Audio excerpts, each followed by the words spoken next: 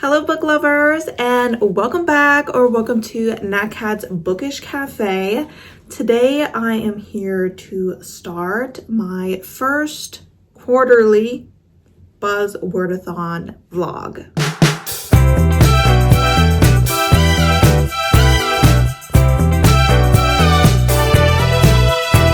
Alright guys, today is the second to last day of 2025. Obviously, you're not going to be seeing this until later in January. Fingers crossed, I'm hoping to get this out in January. However, I have officially finished my last book of the year, so I figured I would go ahead and jump into this vlog where I will be reading books to fulfill the cover prompts that are given by Kayla at Books and Lala for her Buzzwordathon challenge.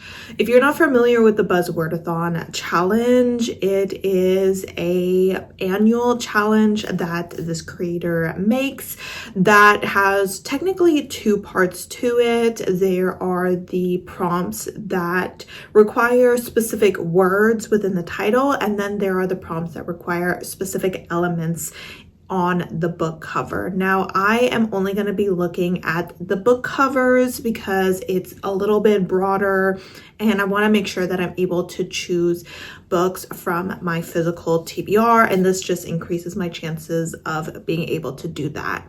I will go ahead and have her announcement video linked down below where she walks through all the rules, not that there really are any, but all the prompts and everything. And in the description box of that video, you can also look up the forms that you can fill out throughout the year as you are completing this readathon. Well, not a readathon, but reading challenge. So I have in the past attempted this and have failed. I'm not the kind of person who does very well when it comes to monthly specific challenges. I have tried a few times. If you have been on my channel for a while, you might know that the last couple of years I attempted my challenge cup where I pulled specific intimidating books out of a cup and then attempted to read it within that month, and that did not go well at all. And this challenge was unfortunately no different, but I was definitely getting FOMO because it is fun to do little challenge prompts like this. And so I decided that I would try to do quarterly vlogs. Now, I have attempted to do quarterly things, specifically quarterly 24-hour readathons, and haven't done that either. Consistency when it comes to specific vlog series is not my strong suit, but we're gonna go ahead and try it. New year, new me, right? So we're gonna go ahead and try to do one of these every quarter. So obviously I'm not gonna be reading these books within the specific month, but within the specific quarter. So for example, we will be doing the prompts for January, February, and March in this video. So essentially I'm gonna go ahead and let you know which books I'm gonna be reading. I am going to be reading them in order of the month that I selected them for.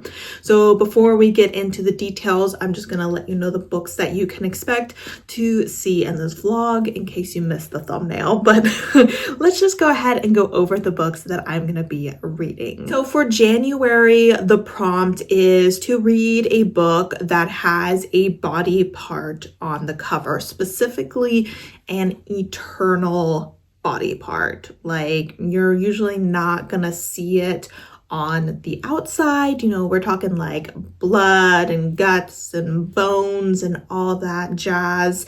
And for this one, I have gone ahead and selected Lucky Day by Chuck Tingle. If you watched my January TBR, you saw that I selected this book for the prompt of plants on the cover. And I was like, hey, I know that there's only like a couple clovers on here, but I'm choosing this book for a specific reason. And this is that specific reason. This has a few items on it. I mean, it has like the full eyeball, which, I mean, you can technically see my eyeballs, but not like the full eyeball. And there's also some blood and some skulls. And then obviously there's also the flesh and bone from this hand being chopped up. So this is going to be the first book I read, and I'll let you know a little bit more about that in just a moment. Prompt number 2 for February is a silhouette, and this is the only one that I didn't get onto my January TBR. I technically had a book that had silhouettes on it in my January TBR. However, that was a library book, and it was also the third and final book in a series, and I just didn't want to vlog a third and final book in a series. And then I also wanted to make sure that I was using like my physical books. So I decided to pick a book from my winter TBR. That was the first book I thought of when I saw this prompt, and that is going to be Lavender House by Lev Ak Rosin. As you can tell, there is the silhouette of a person here, so I figured it is perfect for that prompt. This is a historical mystery with a queer character. Like I said, I'll tell you more in-depth synopses when I'm like actually getting around to picking up those books. Now, the third prompt for March is going to be movement, and for this one, I'm very excited to say I am going to be reading Reforged by Seth Haddon. As you can see, we have two people colliding in a passionate kiss. I would consider that movement, and this is a male-male fantasy story, probably historically based as well. So I am excited to pick that up, and that'll be our third and final book. So those are the 3 books that I'm going to be reading in this vlog. If you are taking part in Buzzwordathon, let me know which books you are planning on reading for these prompts. Obviously, if you're only doing January at this point, just let me know what you're reading in January. I know for a fact that someone else is going to be reading this book because they commented on my video, and I was like, hey girl, me too. So this definitely is a good one for the prompt. That being said, Chuck Tingle is an author that I have read a few books from. I've read 3 books. I've read Camp Damascus and their novella Straight, as well as Bury Your Gaze. So I have read pretty much everything that they have put out within the horror genre. I haven't read any of their romances that they have out, though I would like to check some of those out because they just look like they're going to be a fun time. That being said, his books usually are a combination of sci-fi and horror. This one definitely is giving some sci-fi vibes. We are following a woman who was a professor, yes, of statistics and probability, and I believe she is at some sort of social event, and it comes out that she's bisexual, I want to say, and her mother doesn't react really well to this. However, that whole interaction is kind of interrupted by an event that is known as the low probability event, which essentially means that around the world a ton of people died in a way that people usually don't die. And I believe we're kind of just like following her after that event as she's kind of trying to put her life back together. I do believe she lost her mother during that event, so she has a lot of complicated feelings about that because of her coming out to her mother not going well. And then I believe she's approached by some people who are looking into a very lucky casino that they think might be responsible for this event. So I really loved Camp Damascus. I liked Bury Your Gaze a little bit less. I felt like Camp Damascus really was scary. It made me really uncomfortable. It had those religious horror aspects to it, while Bury Your Gaze was definitely more sci-fi. And so to me, it wasn't that scary. So I'm going into this more for an exciting, weird sci-fi time than like a horror, and hopefully then I won't be left like as disappointed as I was with Bury Your Gaze. But that being said, this is a relatively short book, and it's also an aardvark book, so it's got a pretty decent text size. So hopefully I will be able to get through this in the next few days or so. Of course, with it being the end of the year, I do have January 1st off. of work, so that'll give me an extra day to get some reading done. Though, of course, it being the beginning of a new year, I do have some end of year content that I need to put together as well as this vlog. But I am super excited about all these books. I hope you guys are excited about them as well. And this is going to be our first book of 2026. Hopefully it leads to a lucky reading year, lots of high ratings. And of course, this is my first vlog of the year, which is exciting as well. I realized kind of in 2025 that vlogs are kind of my favorite thing to do and put out there. So I'm going to try to do at least one a month, because I know that I don't really have the time to do more than one a month, but we're going to like try to be a little bit more consistent about it. So that is the start of this vlog, and I will go ahead and check in with you. I'm not really sure if I want to get to the 50% mark of this book. This book is less than 250 pages, so it's practically a novella. So I might check in with you at the first 50-page mark, because I want to make sure that I can talk to you a little bit about the book before we get into like full-blown like spoiler territory. So I probably won't say too much more about the books other than vibes, because it is such a short book, but I will go ahead and check in with you once I'm a little ways into it.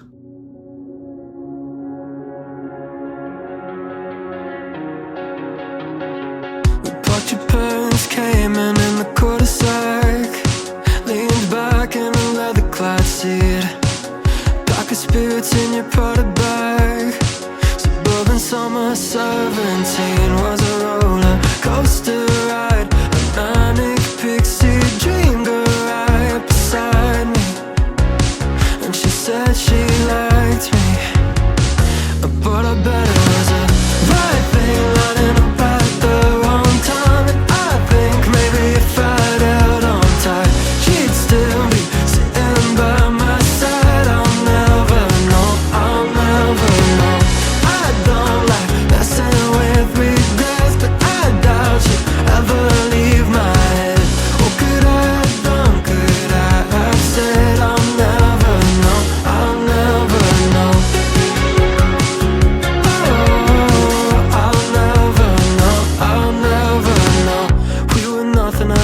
And I kinda like that. Came from different sides of the crosstown tracks. Guess it's true sometimes opposites attract, but it never lasts. So maybe it was just the right thing lining up at the wrong time. And I think maybe if I'd held on tight, she'd still be sitting by my side. I'll never know, I'll never know. I don't like messing with regrets, but I doubt she'd ever leave my head. What could I have done, could I have said? I'll never know, I'll never know. Oh, I'll never know, I'll never know. Oh, I'll never know, I'll never know. She made a country club proof.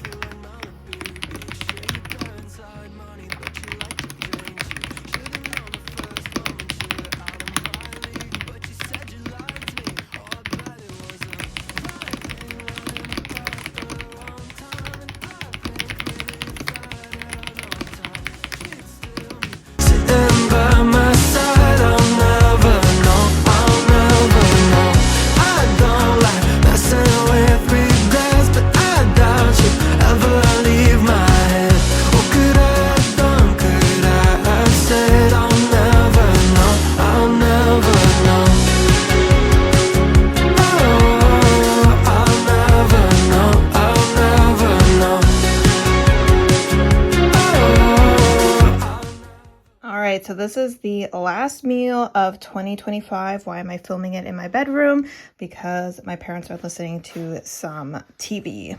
So I don't know if you can hear them yelling about napkins, because I made a very messy meal. I made a tuna burger. Oh my gosh, like all the sauce and everything is melting. I tried to make fries, but we have the world's crappiest oven, so they are very soft, not crunchy at all. But this slaw, I know, Loki's like, hold up. I'm sorry, baby. I know I'm teasing you, but this is not for you. I tried to give you some tuna and you didn't want to eat it. This slaw is like a honey mayo sauce on it, and it is amazing. So hopefully it tastes good. I've never made this meal before, but I'm trying to eat a little bit healthier. I've been meeting with a nutritionist, so I'm gonna go put a bib on and try to eat this. Happy New Year. Happy New Year. Oh my gosh, I look like 11 in the final season when her hair was like slicked back. Except I can't pull it off as well. All right, hello everyone. Happy New Year. It is the first of the year, January 1st, and I'm already tired of this year. I'm not really. My period started this morning. Rough start to the year. I'm feeling a little bit under the weather. I wasn't even able to get through a full workout because I was feeling a little bit queasy. So I'm planning on taking today relatively easy. I went ahead and did some reading and got to page 50. So I am here for my first check-in. So I am on page 54 and I've read the first 6 chapters. I feel like so far I haven't read past the point where the synopsis is talking about. So nothing I have to say is spoilery at this point. Essentially, we were introduced to our main character, Vera, which is her name. Let me double check. Vera? Yes, Vera. And she is living with her fiance and she is about to publish a book. She's becoming a professor at the age of 27 for statistics and probability, and she is publishing some book within that field. It's beyond me. It's beyond most people. However, she is very successful for her age, and she is attending a kind of congratulatory lunch with her partner and some friends, and her mother is actually in town as well. However, her mother doesn't actually know that she is bisexual or that she's dating a woman, let alone getting married to one. And at this gathering, her mother ends up figuring out that this is what happens, and she is quite upset about it. You know, she says some really problematic things like bisexual people aren't real, like it's just a phase, you know, like you're gonna grow out of this. And our character is like, it's not just a phase. I'm 27 years old. I'm marrying this woman. So they kind of leave the diner that they were eating at to kind of have this argument outside. And that's when this low probability event starts. It kind of starts with fish falling from the sky, and all of a sudden things just escalate from there, and her mother does end up dying during this event, and our character kind of leaves her life behind. She doesn't go back to her partner, she doesn't go back to her friends, she doesn't go back to her job. She up and leaves. She actually goes to her mom's house in, I want to say it was like Wisconsin. Yes. Near Lake Geneva in Wisconsin, which is where her mother was living, and she decides to go live there. She is living off her mom's insurance, and also as a survivor of this event, she gets small payments like on a monthly basis, and she's just living off of that. And she is in this really weird headspace where, as someone who has studied probability, who was probably a little bit OCD, if I'm being honest, with the way that she sought to control the way her life was. This event was just absolutely life-altering in a very bad way, just like it was for everyone, because a lot of people died. But she has essentially decided that there is no purpose to life. Nothing matters. There's no rhyme. There's no reason to anything that is happening to her or anyone else in the world. She has completely shut down. It is 4 years since this event, and she only leaves the house to like grab some ramen, to stock up on food, and she is just wasting away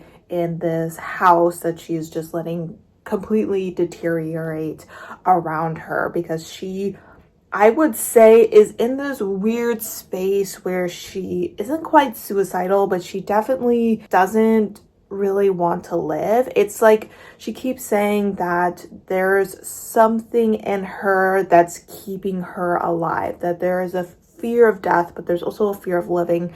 And it's like she's waiting for one of these random events to just take her out. Like on that day, none of these random events took her out, but she is constantly like, anytime she gets in the car, like hopefully someone swerves into my lane and kills me kind of situation. But she has like this gun that she keeps like on the table, like right there, and she's just never able to use it or anything like that. So she's not at the stage where she's actively looking to kill herself. However, she's also not actively living, and she also is kind of just waiting, if not borderline hoping, that some random obscure event will just take her out of this life, essentially. So she's not doing well at all. And in this last chapter, she needed to go ahead and get more food. So this was kind of our first experience out in the real world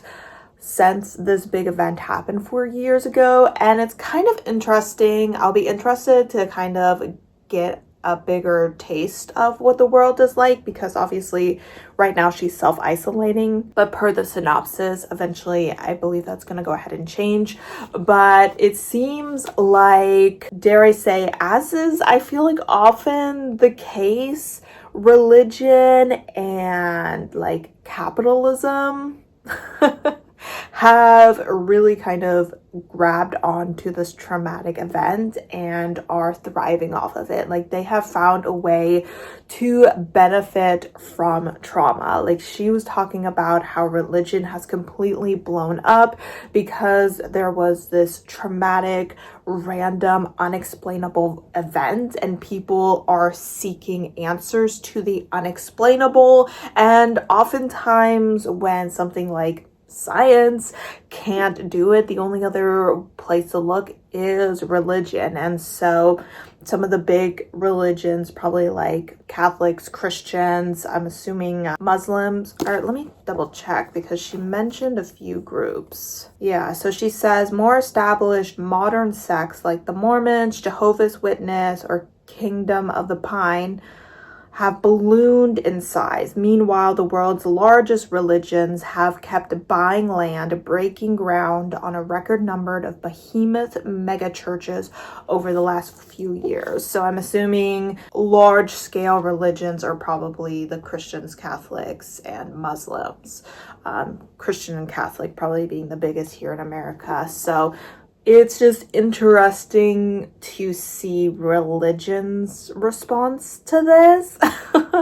And I'll be interested to see if the author touches on that subject a little bit more, especially since like the first book I read by him was Camp Damascus. So it is clear that he has things to say about religion. So I'll be interested to see if he does that in this book. And then we also have the consumerism, capitalist aspect of it, where when she's walking into the store, a big portion of the store is like not quite a casino, but like lotteries have just completely blown up. They have really used this event to kind of prove like anything could happen, you know, including you winning the lottery. I mean, you had the luck to survive this event, so you could have the luck to win the lottery. And it's just so grotesque to see these people, especially like, you know, the lotteries, obviously they're taking in all that money. And the mega churches, based off what I know about mega churches, are definitely more about money than any sort of like actual religion and being a good religious person. Just to see the greed and using this human suffering to gain financial benefits is just really gross. So I will be really interested to see where the author goes with that. Like I said, the story is going to go to where she's going to be approached by someone who is looking into this specific casino to kind of figure out if they had something to do with it. Like, while this event was going on, there was this very specific playlist that was playing in the background, like everywhere, like anywhere this was happening, this specific playlist was occurring. And she had passed this truck that was playing these specific numbers that were almost like lottery winnings. You can tell there is already some sort of connection maybe to the casino life, because the song that was playing was Lucky Charm by Elvis Presley. I'm not familiar with the song, but obviously it had to do with luck. So that hasn't happened yet where I am, but I'm assuming that probably in the next chapter is when this guy's gonna show up and be like, I'm looking into the situation and I would like your expertise to help me look into it. I feel like the actual event itself was entertaining. I mean, it was giving Final Destination. We all love a good Final Destination movie, but I think for me, what's really intriguing me is to kind of see like how this event reshaped the world, because just like the little glimpses we have got were really intriguing. So I hope that we get to see some of that, especially since it's the part of the book that I'm the most interested in right now. So that is my update for now. I don't know how much more reading I'm gonna do today. I feel like I was really struggling to get through those few pages just since I'm feeling a little bit under the weather. It's a little bit harder for me to concentrate. I don't know if you see over there how naked it is. I went ahead and took down all of my Christmas decorations, including you guys are on my bookshelf that's usually behind me in my videos. So I think I'm gonna go ahead and shift things around a little bit here to get my shelves back to normal now that the fall and Halloween and Christmas decorations are all down. On top of that, I have a couple of things that I need to do just for my end of year content, so I'll probably be doing some computer stuff as well. But before I leave you, I wanted to share some bookmarks that I bought. I wanted to go ahead and share the creator just because I think that they're really beautiful. So in case you're looking for new bookmarks, that this is a good place to get them. I had initially bought them at the beginning of December and was planning on giving some of them to my mom and sister as part of Christmas. And then about halfway through the month, I was kind of like, where are those bookmarks? And then I kind of checked to see the status of where they are, and it turns out that this artist is located in New Zealand. Don't ask me how I overlooked that. Let me just say the shipping was reasonable. So, you know, I didn't think that it was outside of the US, but it was. But it did end up showing up on December 31st. So I went ahead and gave my mom hers. I'll have to give my sister's to her next time I see her up in Seattle or she comes down, and then I have some for myself. But I just wanted to go ahead and share them with you just to give this creator a little bit of a shout out. So the creator is Laya Rose. I hope you can see that. Is that blurry? There we go. I think you can see that. So that is the creator. So I got 2 for my sister, 2 for my mom, and 3 for myself because I'm a greedy girl.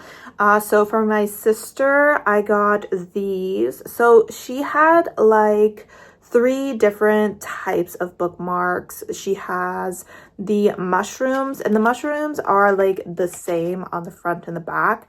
And then she has a bunch of these sword ones, and the sword ones are like different on the front and the back. These ones are my mom, so there's another mushroom one here. I just think this color is stunning. It's just so bright. And then she also has the book spines. That is the third type of bookmark that she has. You can see it says Encyclopedia of Lepidopteros. That's an A right there. So I would say Veronica Speedwell would like this one, and you can see the little moss and everything. But as you can see, it has a different back where you can see the book, and this one is, you know, a little moth eaten. And then these are my three. I got myself a mushroom one because I just like the look of these mushrooms. Don't ask me the name for any of them. I don't know them. And then I got myself two book spines. I got one for mycology, which is really cute, and all the mushrooms growing out of the back. I'm sorry if that grosses you out. I feel like some people might think that's a little bit gross. And then the dragon, look at her. It says dragons, wyverns, and worms. I hope I said wyverns right. I'm not really sure. But then you can see like she's kind of like crawling up the book and her tail's kind of going around it. So those are all really cute. I just wanted to share those with you real quick in case you're looking for some new cute bookmarks and just want to support a small creator, because we support artists and not AI. Remember that, guys. But that is my update for now. I will probably check in with you when I finish this book.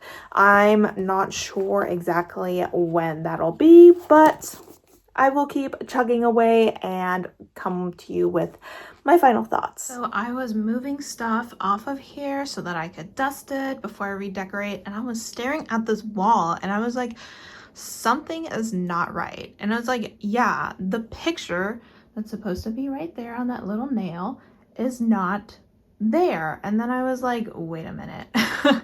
I know I switched it out for Halloween, but I'm 90% sure that I put it back, and sure enough I had. But at some point, I don't know if it was this morning, if it was last night, 2 days ago, for all I know, it had fallen behind the bookshelf. So I needed my dad to move it. I know, I'm such a bad daughter. You know, you think going to the gym I would be able to move this bookshelf on my own, but I'm sorry, I'm just not strong enough for that. So that I could get her back, and she is unfortunately all busted. We did go ahead and get all the glass from behind, and I vacuumed there and everything.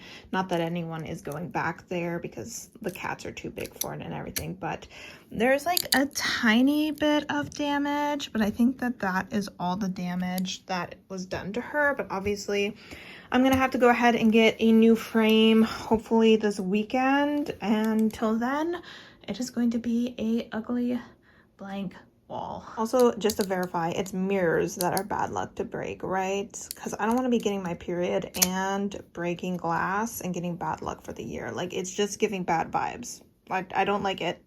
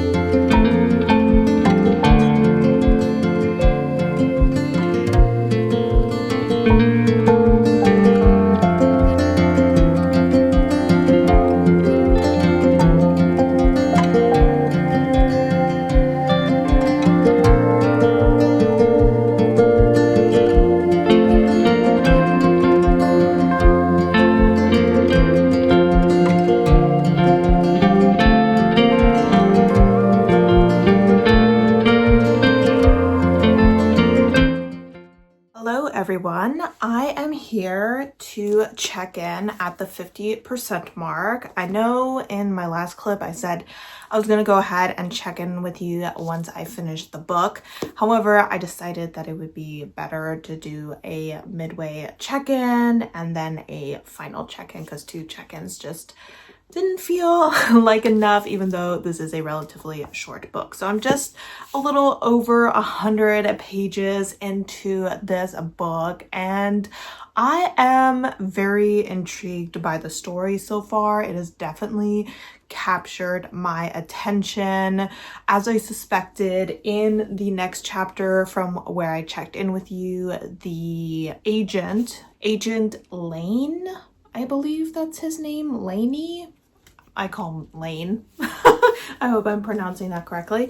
Showed up, essentially let her know that he is working for this special organization that is looking into the low probability event, and essentially they were created after this event, obviously, and they are very different than like the FBI, the CIA, police, all that jazz. They don't have to worry about red tape. If they want to look at your stuff, they're gonna look at your stuff. Okay, they're gonna take whatever they want, they're gonna do whatever they need to do to get the answers that they need, and it'll hold up in court, essentially.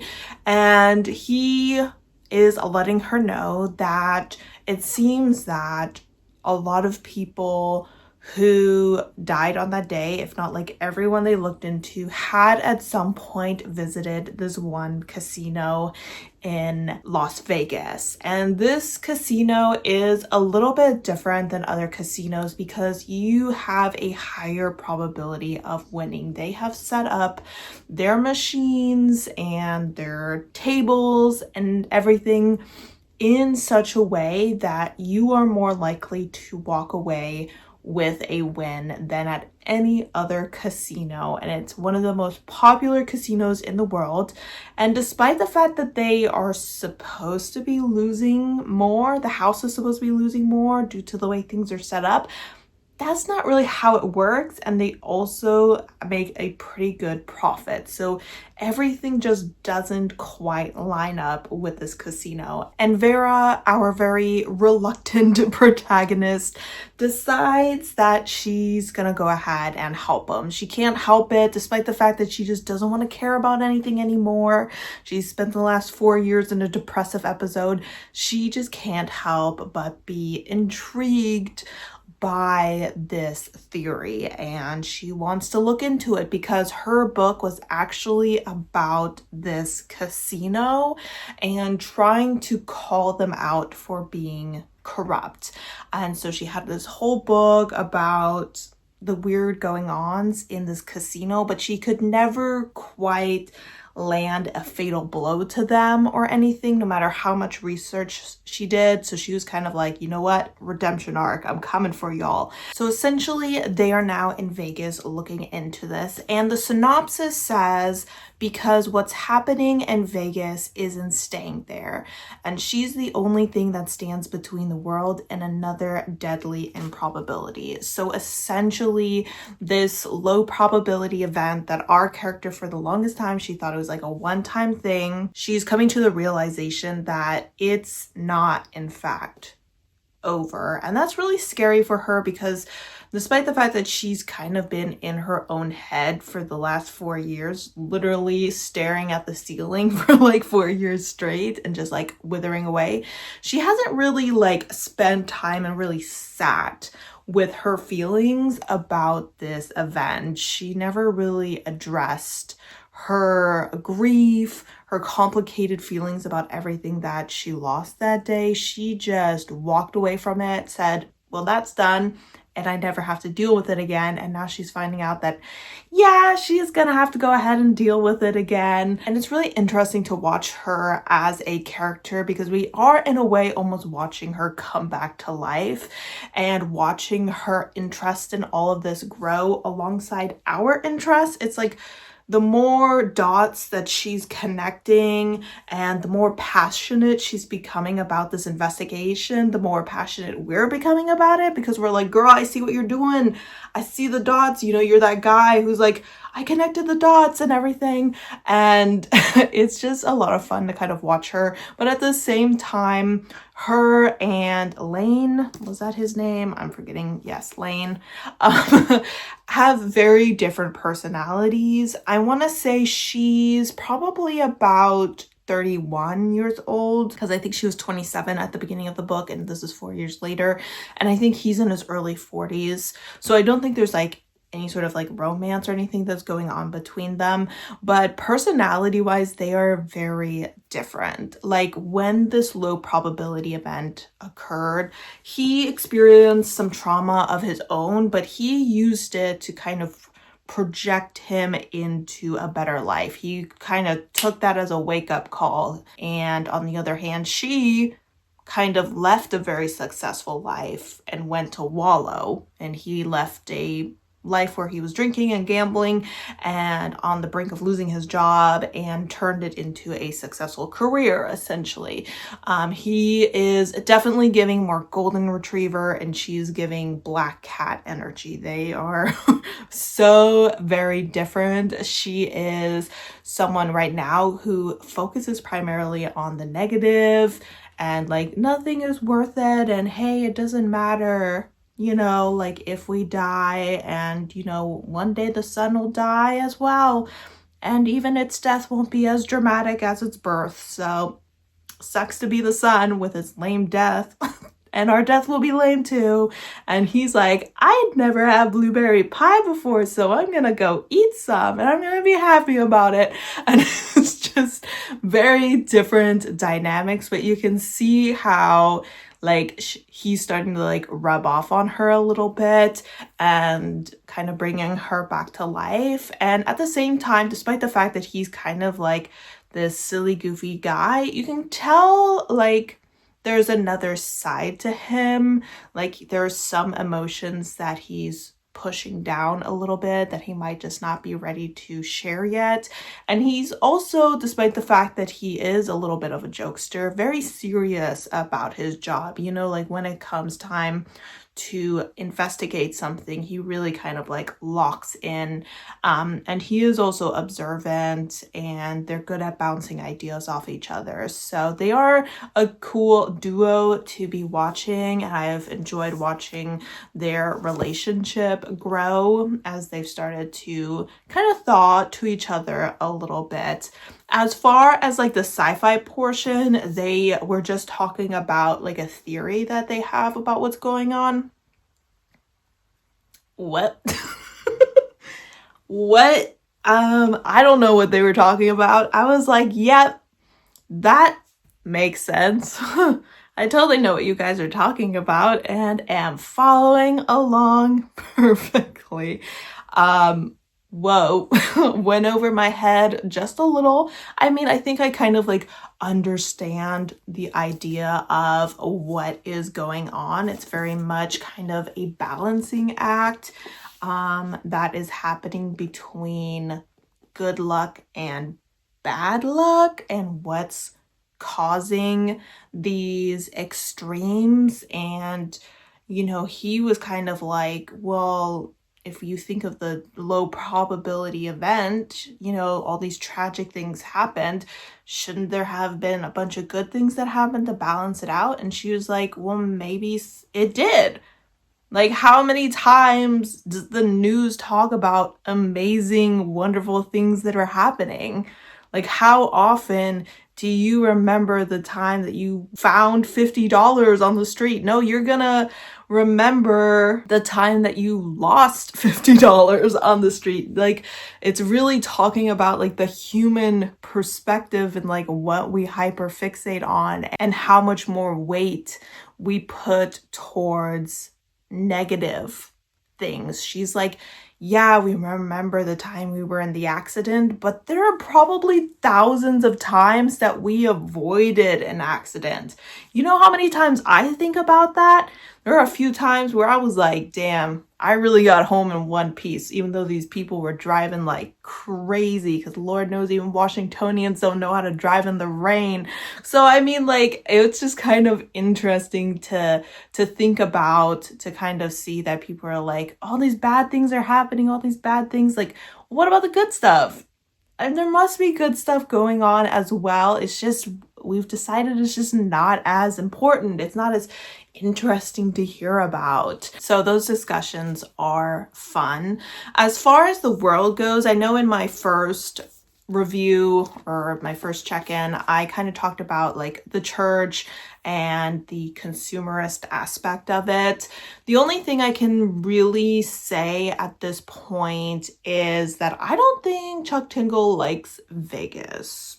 And like, I don't blame him. I'm not a fan of Vegas. I went once when I was younger, you know, like too young to gamble and drink and all that. Not that I would have wanted to anyway. Vegas is so lame. Oh my gosh. And I feel like it's just getting lamer and lamer because it's getting like more and more expensive, yet the quality isn't increasing. And I'm just like, I have zero interest in going back to Vegas. And I just feel like the way that he has described it a few times, he doesn't have like a ton of respect for Vegas, which, like, who really does have respect for Vegas? I don't know anyone who does, but I just think that's interesting. It's kind of like a little bit of judgment for the people that decide to go there just for a story, you know, just to say that they went there. And like, what does that actually do? What does that really bring you? You know, losing all that money and waking up with a hangover, like, what's the reason? So I just felt like a little bit of judgment coming off those pages, to be honest. And then of course, you know, the fact that the casino is a major corporation, and it's not like the casino is tied to like a larger corporation that is like airlines, hotels, resorts, land. Like, that's mentioned multiple times, that the churches are buying up land. This casino's parent company is buying up land. And I'm just wondering, the fact that so many people are just like grabbing land, if that's gonna play any part in the story, because we all know Las Vegas shouldn't exist. You know, like, there's no water supposed to be where Las Vegas is. I'm not saying he's gonna make some sort of big environmental declaration in this story, but I just feel like the fact that the land grabs, well, not really land grabs, but you know, in a way, kind of, yeah, the buying up of land has been mentioned a few times, and it seems like some rich, powerful organizations, the big churches and the big corporations, are doing it. I feel like it has to play a role in the story to some degree, but that's just me thinking. That's just the wheels are turning. So I just wanted to go ahead and check in, let you know that I'm enjoying it, that I'm enjoying our character and her development and the relationship she's building with this agent. I'm curious to see where she ends up at the end of this book. I mean, obviously she's already very different. Before, she was this very structured person. Like, I thought maybe she had OCD, but now she's just a little bit like, what the hell? What the hell? I'm just gonna throw this theory out here. You know, before I would have made sure, you know, that I double checked all my facts and my numbers and my calculations, but I'm just gonna blah. Sure, let's just throw it out, see what sticks. So she's already a very different person, and I know that her partner, her fiance, is still out there. She just up and left her fiance because she decided she just needed to go off and stare at a wall for 4 years. So is she going to try to rekindle a relationship with her, or is she just gonna completely start a whole new life? Or who knows? I don't know. So I'm definitely excited to see what happens in the second half of this book. So this time I will actually check in with you once I finish the book. It is the freaking weekend. It is Friday evening. This weekend I have my picture frame that I have to buy, and then I need to film my wrap up for the month of December. But other than that, I don't really have anything crazy planned. So hopefully I can finish this book this weekend. I'm feeling pretty confident that I'll be able to go ahead and finish it this weekend. 50 pages a day from an aardvark book where the text is, you know, of a decent size shouldn't be a struggle, especially since I'm pretty deep into the story and invested. So that'll go ahead and keep me pushing forward at a rapid pace. But it is approaching 11 o'clock at night, so this old lady is probably gonna read another chapter and then head to bed. And I will check in with you hopefully later this weekend. Tofu is here to tell you that we read one more chapter this morning before starting to get ready to do our filming. And one of the characters' behaviors has like shifted in a really weird way, and I don't know what to do with that information. Right, Tofu? We don't know what to do with that information. So we're gonna go ahead and keep reading and figure out what the heck is going on, because things are getting sketchy.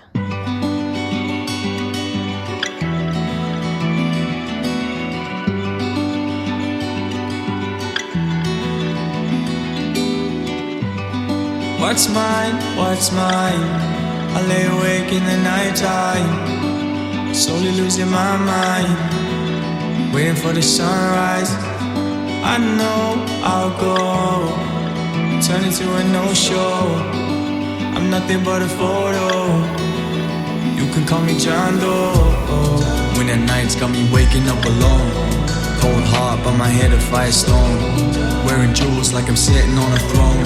Nothing but a broke boy covered up in chrome, nothing but a big ploy hitting on my head.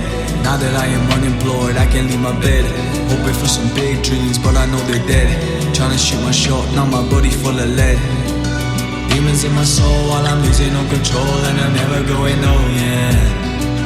Never gonna be the man you wanna see, I'm putting on a show, yeah. Feet on my side, I'm stuck here in the night, you know I'm laying low, yeah.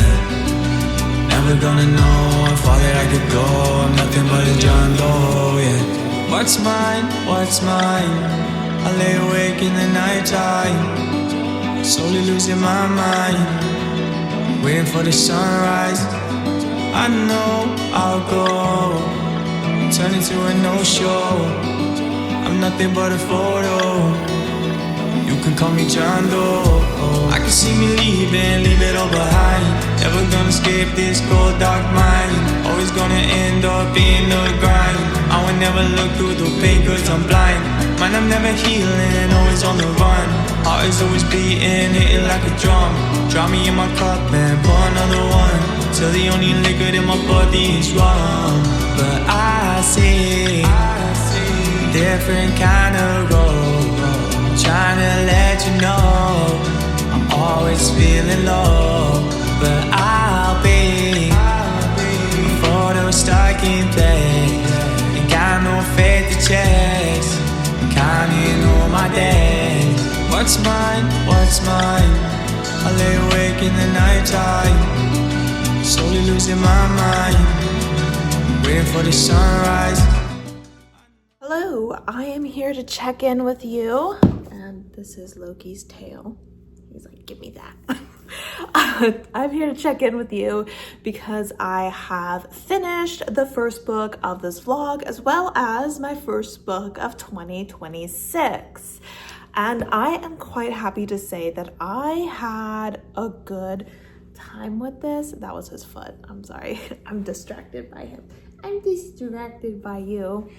I'm happy to say that this book went relatively well for me. I feel like I need to kind of walk through my review a little bit before I can solidly say what I want to go ahead and rate this. That being said, I feel like there was a bit of a shift in the story that started like the chapter after I last updated you. I think that I did a little clip where I was like, I feel like the behavior of a certain character, not like it 100% changed, but there were certain characteristics that became more prevalent, which shifted the way that I saw this character. I'm gonna try and be very vague about the second half of this book, so I apologize. Hopefully what I'm saying makes at least a little bit of sense. And I feel like that change in the character definitely changed the way that I was reading the story. It just kind of changed the vibes, which I thought was interesting. I don't think it changed it for the worse. It just made things a little bit more interesting. I will say that this story definitely is a little weird. You know, most people who talk about this book think that it's relatively strange.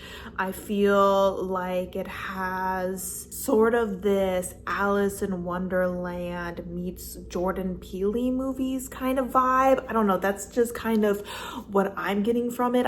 I think that it's just a very interesting story that worked for me. I can see how maybe it wouldn't work for everyone, but I personally thought that this story worked for me a lot more than his previous book, Bury Your Gaze, which didn't work for me as much. Now, did the fact that I shifted my expectations of this book at the beginning, I think I talked a little bit about how I'm going into this as it being more a sci-fi than a horror, that definitely could have helped. There were definitely moments in this book where you could say this is a horror book. You know, there is a lot of death and harm that occurs within this story. It is definitely within the horror genre, but at the same time, I personally never felt overly scared.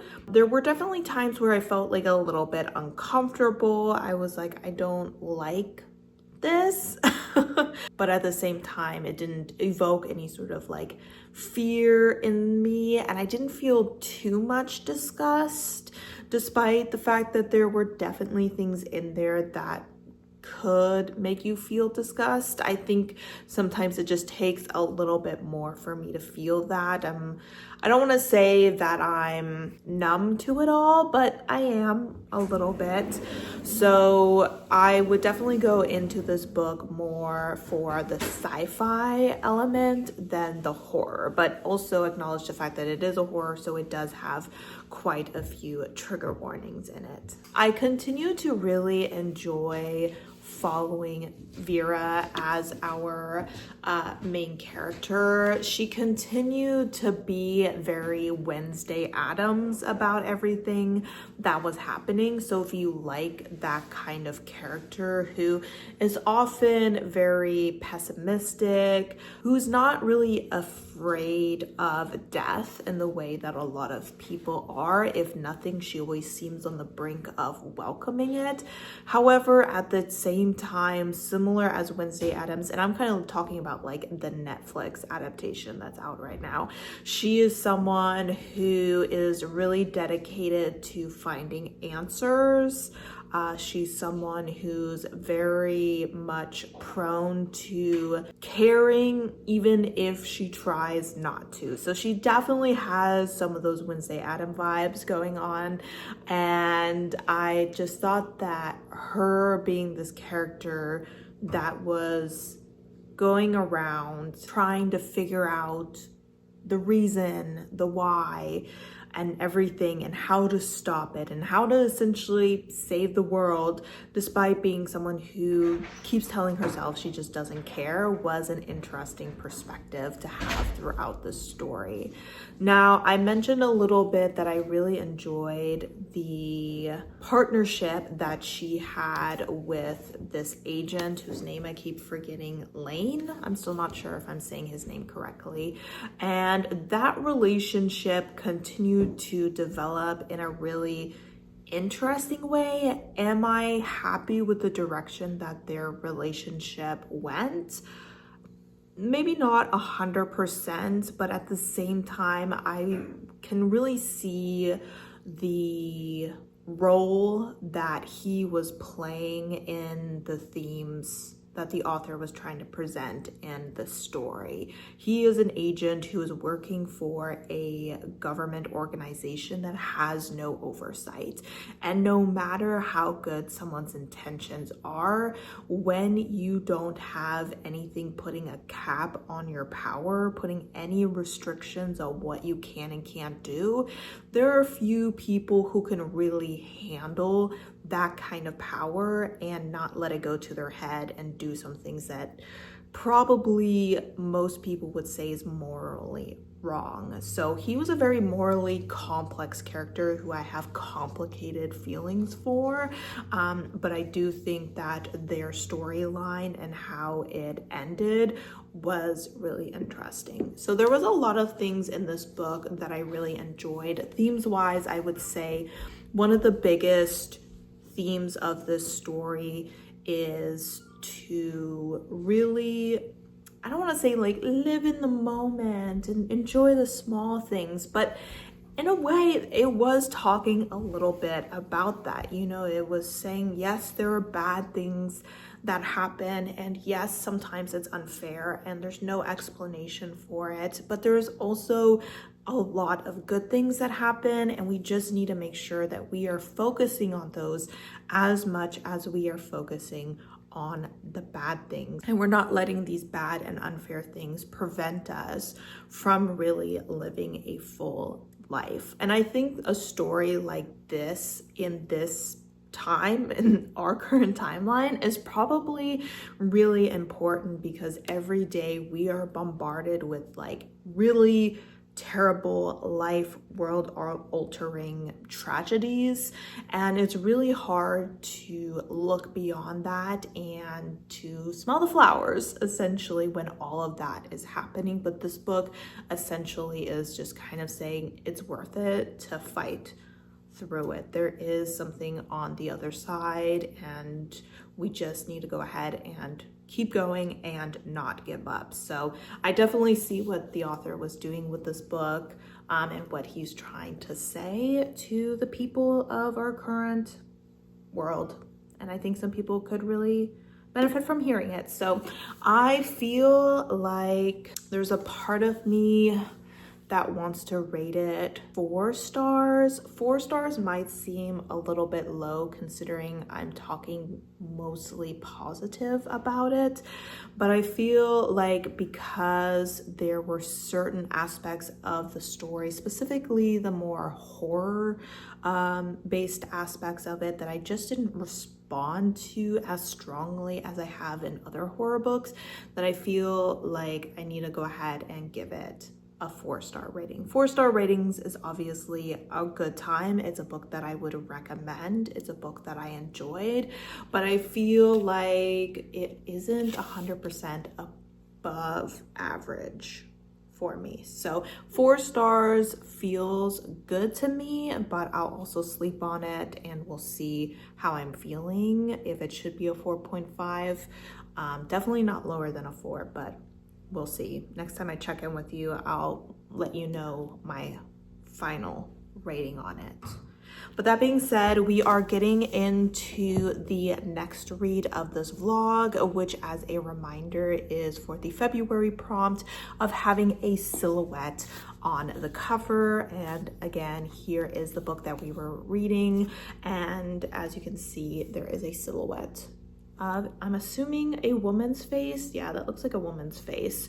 And this is The Lavender House by Laya Rose. This is a historical mystery. So this book is set in 1952, and we are following a ex-police officer. He was caught up in a police raid of a queer bar and ends up getting fired because at this time it is not legal to be queer, and he is offered the opportunity to look into the death of a matriarch. Her partner has asked for him to look into this death, and she is from a very wealthy family. I believe they're in the soap business, and her house is special. It's known as the Lavender House because everyone who works there seems to be part of the queer community, so they can live openly as their true selves, which is really wonderful. And our detective seems to be really interested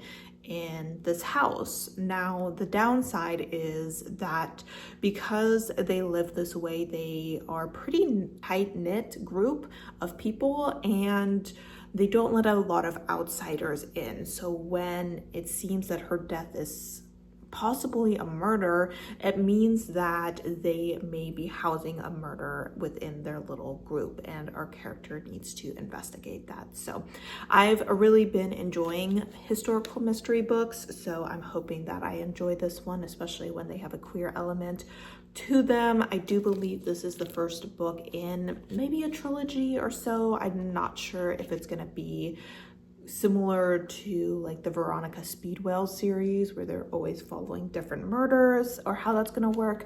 But either way, I've heard good things about this book and I'm eager to jump into it. So probably this book is also about the same length. I mean, it is a little longer than Lucky Day, but it is still under 300 pages.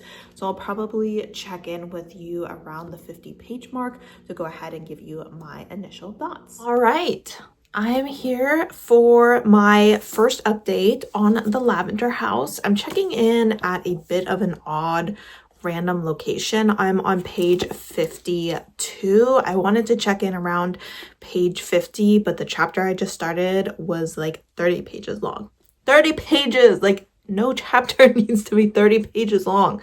And of course, I didn't want to wait until page 70 to do a check-in because this book is so short. I also wanted to do a mid-part check-in. And so we're just going to check in the middle of a chapter here. Right now, I'm feeling pretty lukewarm about the story, which is a bit of a bummer. I think the main issue is that so far, I don't feel any strong interest in any of the characters. And with a book like this, I think I was kind of hoping for a bit of a found family aspect, that I would meet some interesting characters that I really fell in love with. And I'm not saying that can't happen, but so far it hasn't. So we essentially have our detective, or ex-detective now, Evander, and at the beginning of this book, he has just been let go from his job because he was found at one of the queer clubs, specifically in a bathroom stall, making it very clear what he was doing. And he is drinking during the day with the intention of jumping into the river at night and essentially taking his own life. However, he is approached by Pearl, who is the wife of the woman who she suspects was murdered. But as he arrives to this house to kind of act as a private detective, he realizes that she's the only one who actually thinks that. So she decided to come to him to be a private detective because it came to her that he was let go because he was queer. And so she was like, well, he's one of us, so we can go ahead and trust him with this. And it seems that this woman has died. It was like 2 or 3 weeks ago. It was quite some time ago that she passed away. However, they never had anyone to actually look into it. Like, the police told them, like, no, it was just an accident. She slipped, she fell down the stairs. Tragic, but no murder. And because of the way their family runs, she couldn't just let anyone in to investigate.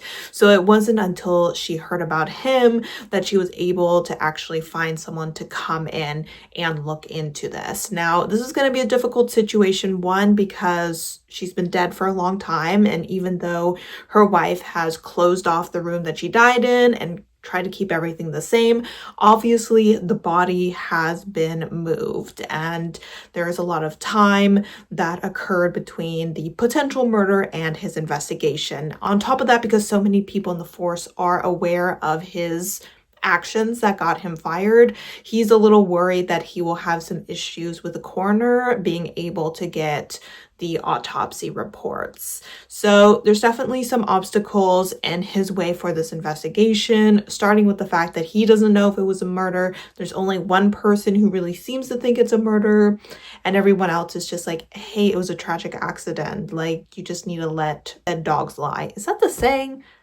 That sounds weird. Dead dogs lie. Anyway, he has arrived at this house, and just as the synopsis says, essentially everyone there is queer except for the mother of one of the women there. We have our matriarch's wife. We have her son from her first marriage, who is also queer and has a partner, and he actually had to marry a woman. They're only together in marriage because this woman also has a partner as well, and his wife is the one whose mother is there. And then on top of that, there is the cook and a maid of sorts, and I think they're together, and then there's the butler. So there's not as many people in the house as I thought there would be, but all of them are queer, and a few of them are obviously in romantic relationships.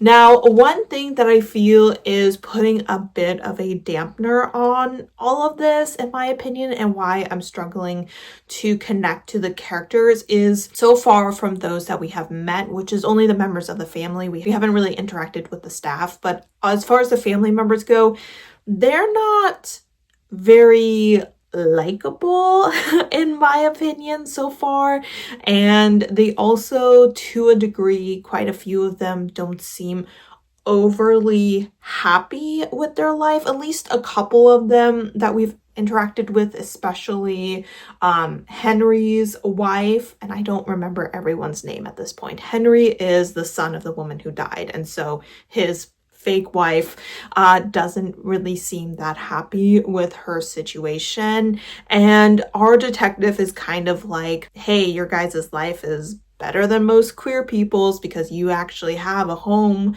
where you can interact openly with each other and everything. But at the same time, they still can only be within this small space. Once they leave this house, they, just like everyone else, have to lock that part of themselves away. So it's kind of that brutal reality that, yeah, they got themselves like a better situation than most, but they are still living in a society where their type of love isn't accepted, and it very much restricts their happiness. And so he's come into this situation where he was like, this is kind of the dream, but he's realizing that there definitely is some unhappiness permeating this family. So I'll be interested to see who committed the murder, because I'm assuming it was a murder. That's my guess. You know, obviously there wouldn't be much of a story here. At this point in the story, he has investigated the scene of the potential crime, and he's like, it could be, but it also could not be. So he's not sure yet. He really needs to investigate the body first to maybe get more of a solid idea of what happened. But there's definitely some weird dynamics like between some of the family members. Some people seem to like each other more than others. Others seem to really butt heads quite a bit. And from the information that we have, no one really had a good motive to kill her. It seems that her wife was the one who inherited 51% of the business, and her son inherited 59% of the business. So as far as inheritance goes, her wife was the one who inherited the most. However, her wife is obviously the one who suspects that she is murdered, the one who's showing the most emotion and anger and sadness about her death. Is that an act? You know, is she putting this much effort into trying to solve the murder because she did it. To me, I feel like that wouldn't make any sense because she had a clear getaway.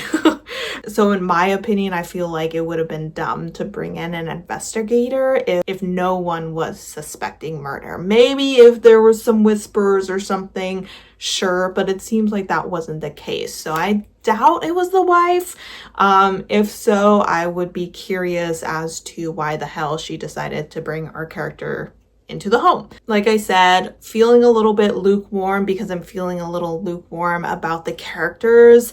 And I feel like in a story like this, the characters are the most important part. As someone who's not a huge fan of mysteries, but has started to develop a fondness for historical mysteries, I feel like oftentimes it's the characters that are really driving me forward in the story. So I really need to start falling in love with these characters for me to want to continue this series once I finish this book. So that being said, only the first 50 pages. We have just at this point officially met all of the family. We still have some of the staff we need to meet, so we haven't even met everyone yet, so I don't want to pass judgment or anything, but we will go ahead and see how I feel moving forward. I'm hoping that I'll read this a little bit quicker. Today I was doing a lot of work on preparing for my stats video and goal review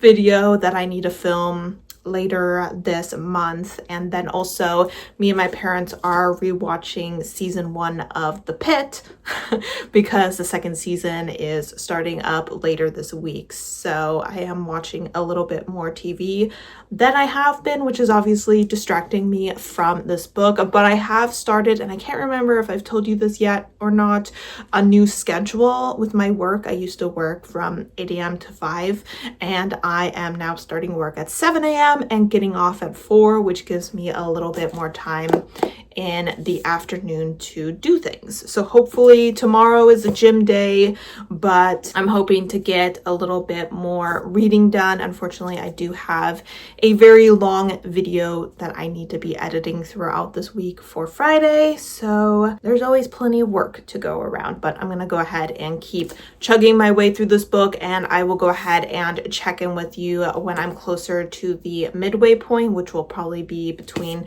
page 130 and 140.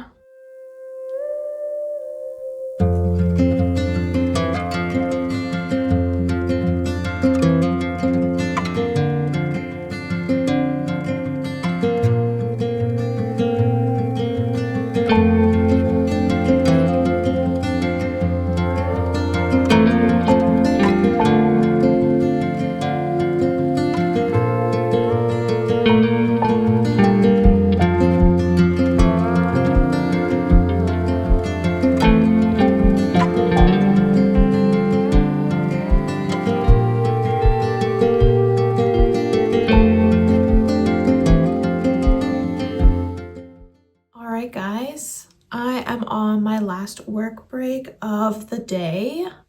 So weird desk angle if you want Mr. Snowman magnet watching you.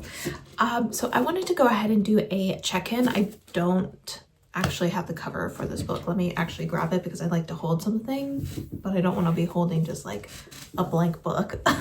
All right, so I had a dentist appointment this morning, hence why I'm wearing like actual clothes right now.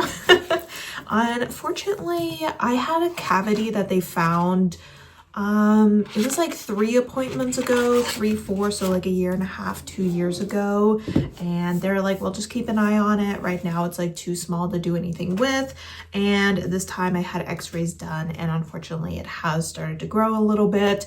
So later this month, after this vlog, I will hopefully not be still doing this vlog by the 22nd. Today's the 7th, so we're not reading very fast, but hopefully not that slow. So that won't be happening during this vlog, but I do unfortunately have to get a cavity filled. It doesn't hurt or anything like that, but obviously we don't want it to get to the point where it does start to hurt. I think I've had like 1 cavity before. I just floss every day. I brush my teeth twice a day, but it's just hard. It's hard. Cavities happen. But that being said, I want to go ahead and check in with this book. I'm on page 176, which is obviously about 50 or so pages past the midpoint. I got to the midpoint of this book yesterday and was just like, I don't really have anything to say, so I didn't want to do a check-in. I still don't have too much to say, but I do have a couple things that I want to comment on. One is just like a personal frustration that I have when it comes to historical books that deal realistically with the communities or societies, I guess I should say societies, reactions to queer people. It is very frustrating to read. It makes me very angry in such a way that it's difficult for me to enjoy the book. There's a part of me that's like, yes, that's how it really was. And we can't always just like pretend that's not how it is nowadays, unfortunately, as well. And how it was, you know, we can't just like only live in queer normative worlds and in a safe little queer bubble or anything like that. But at the same time, can't I do that in my books? You know, I have to deal with like hearing homophobia from like the president and from people online and all that garbage, and maybe I just want to not hear about it in books. And so I feel like this book was lacking a sort of queer joy that wasn't really present, that I do enjoy seeing in my books. And I feel like in this last chapter, he's kind of found himself at one of the clubs, one of the queer clubs called the Ruby, or I think it was called the Ruby. Is that what it was called? Yeah, the Ruby. And he is there with Elsie, and Elsie is the lover of Margot. I can't remember everyone's names. Her name is Margot. I got it right. So essentially, she is the lover of Margot, who is the fake wife of Henry, who is the son of the woman who was killed. That's a lot of complicated relationships because people are having to pretend to be things that they aren't. But essentially, she owns a queer club, and he had gotten into a bit of a tussle with some police officers because he used to work for the police. Unfortunately, they recognize him, and you know how police officers are. And essentially introducing this club, just that one moment and this one interaction with like the bartender was like, this is what I want. I don't just want to be in this little house where it feels like a prison, and a lot of people that live there almost describe it as a prison. They're like, hey, we get it, it's a safe space, and that's nice, and there's positives to it, but it still has very strict rules to make sure that no one is discovered or anything along those lines, and the outside world always seems to just be kind of like pushing in against the walls, and it's just not giving the vibes that I wanted it to give. And maybe that's unfair because the story is leaning more towards realism than fantasy. But you know, I just, in that moment, I was like, this is what I want. You know, I want our character to be in a bit more of a safe space, but a place where they can let loose a little bit more, and where he can meet some new people and new interesting characters, and maybe flirt a little bit, things like that. That's why I usually like a little bit of a romance in my historical queer stories, because it gives it a positive spin. No matter what else is happening, how bad it is, at least they have each other. And this book doesn't have a romance, so I'm trying to find those little moments of joy elsewhere, and there's like a few of them, but they're really small and few in between. And I feel like when it comes to what this book is really reminding me of, I guess is what I'm trying to say, is that mysteries aren't really my jam. Like, I know I keep saying like historical mysteries, they've won me over. I really enjoy them. But at the end of the day, when I think about like my favorite, the Veronica Speedwell stories, it's not really as much the mysteries as it is the characters and their relationships, the people that they meet, and the friendships that like continue to develop throughout the series. And obviously this is just the first book in the series, so there haven't been as many strong relationships for me, but I just feel like at this point in the book, I was hoping to feel more strongly about the characters, and I was hoping that the characters would start to form stronger relationships, and that just hasn't happened. And that's one of the reasons that I'm really struggling with this book. And I think this last chapter where he found himself at this club and with this interaction with this bartender, it gave me hope that we would see some more of that in the future, but I'm not sure. Maybe I'm just like grabbing at scraps here or something, looking for what I really need out of a story like this. So, I mean, I definitely see the point of the story. I think that when it comes to really exploring the real life experiences of queer people during this time period, it's a good story. But as someone who is unfortunately living in a society that is very vocal about their hatred for multiple groups, I sometimes struggle to read stories where that hatred is being explored in a way where I'm feeling like I'm not getting enough relief from it.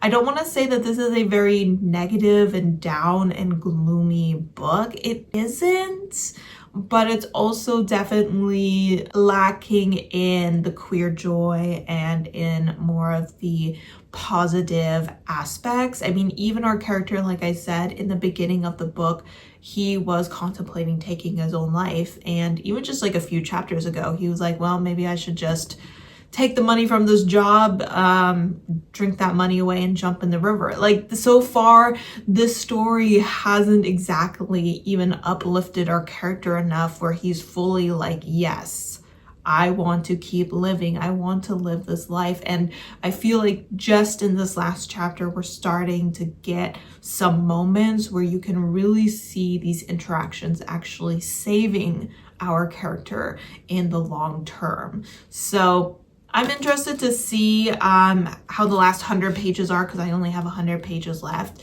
to see what the author does with those. Since this is a series, I'm obviously not expecting everything to be wrapped up nicely. The mystery aspect, yes, but as far as our character's trauma and all of his feelings about being queer and being outed and things like that, I know that we probably won't resolve all of that, but I'm hoping that it leaves me in a place where I'm optimistic to move forward in the series, because if not, then I might not continue this series. Right now, I'm on the fence if this book is giving me something that makes me want to read more of it. So that is my update for now, and I will go ahead and talk to you again once I have completed this book.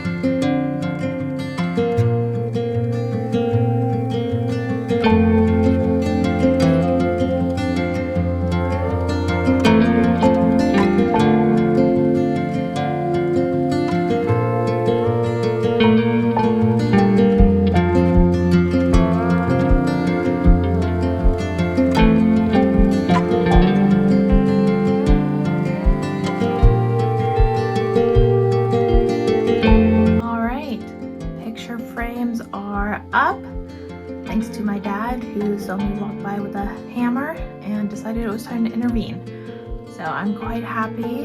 The two big ones are new, the little one I'm sure you've seen, but I am very happy that I was able to use a bunch of my prints kind of in this collage-like situation. So hurrah! All right, guys, it is time for me to go ahead and give My final thoughts on Lavender House. I am about to start filming my best books of the year video, which I have a love-hate relationship with that video because on the one hand, who doesn't love sharing their favorite books? On the other hand, it's very intimidating to try to articulate why certain books were the best, and I never feel satisfied fully with what I'm doing, but we're just gonna we're just gonna try. But before we jump into that video, I'm here for this vlog to let you know that I did finish this book, and unfortunately I have complicated feelings. I do think that I'm gonna go ahead and go with a 3-star. My overall feelings for this book are pretty middle of the road, which to me is a 3-star rating. I didn't find anything in this book. I mean, obviously there were offensive aspects of this book because there were people saying offensive things about the queer community, but it wasn't like the book was doing anything offensive, if you know what I mean. But at the same time, I continue to not feel a very strong connection to a lot of the characters. I would say in the last part of the book, I started to grow a little bit more attached to our main character, which is good because obviously he's going to be the one who's continuing forward in the rest of the series. There were a couple of other characters that I quite enjoyed. Pat, who was the butler, I think was the term they used for him. I quite enjoyed him. He was very much the mother hen of the queer community. He was older, but he was also, you know, a bit of a flirt, but he was also very much a caretaker and everything like that. So I really enjoyed his personality.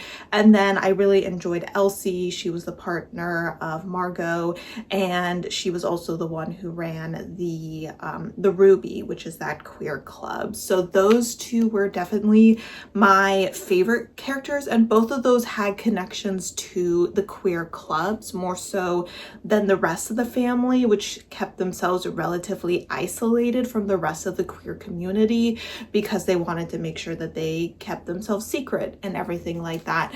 And I'm hoping that with the way that the story kind of ended, that the clubs are going to play a little bit more of a role in the story, hence why I do think I'm going to continue with the series despite giving this 3 stars. I do really see the potential in this series just because my enjoyment for it was increasing towards the end, and because I feel like those club communities, those more not really like out and open queer communities, but you know, less isolated communities are going to become a bigger part of the story. And I'm just kind of looking forward to our character feeling a little bit more comfortable in his skin as a more open queer man, because that was starting to happen a little bit here towards the end of the book, and that's really when I started to connect to him more. So overall, as someone who's really character driven, the fact that I felt pretty blasé about a lot of these characters and even felt kind of meh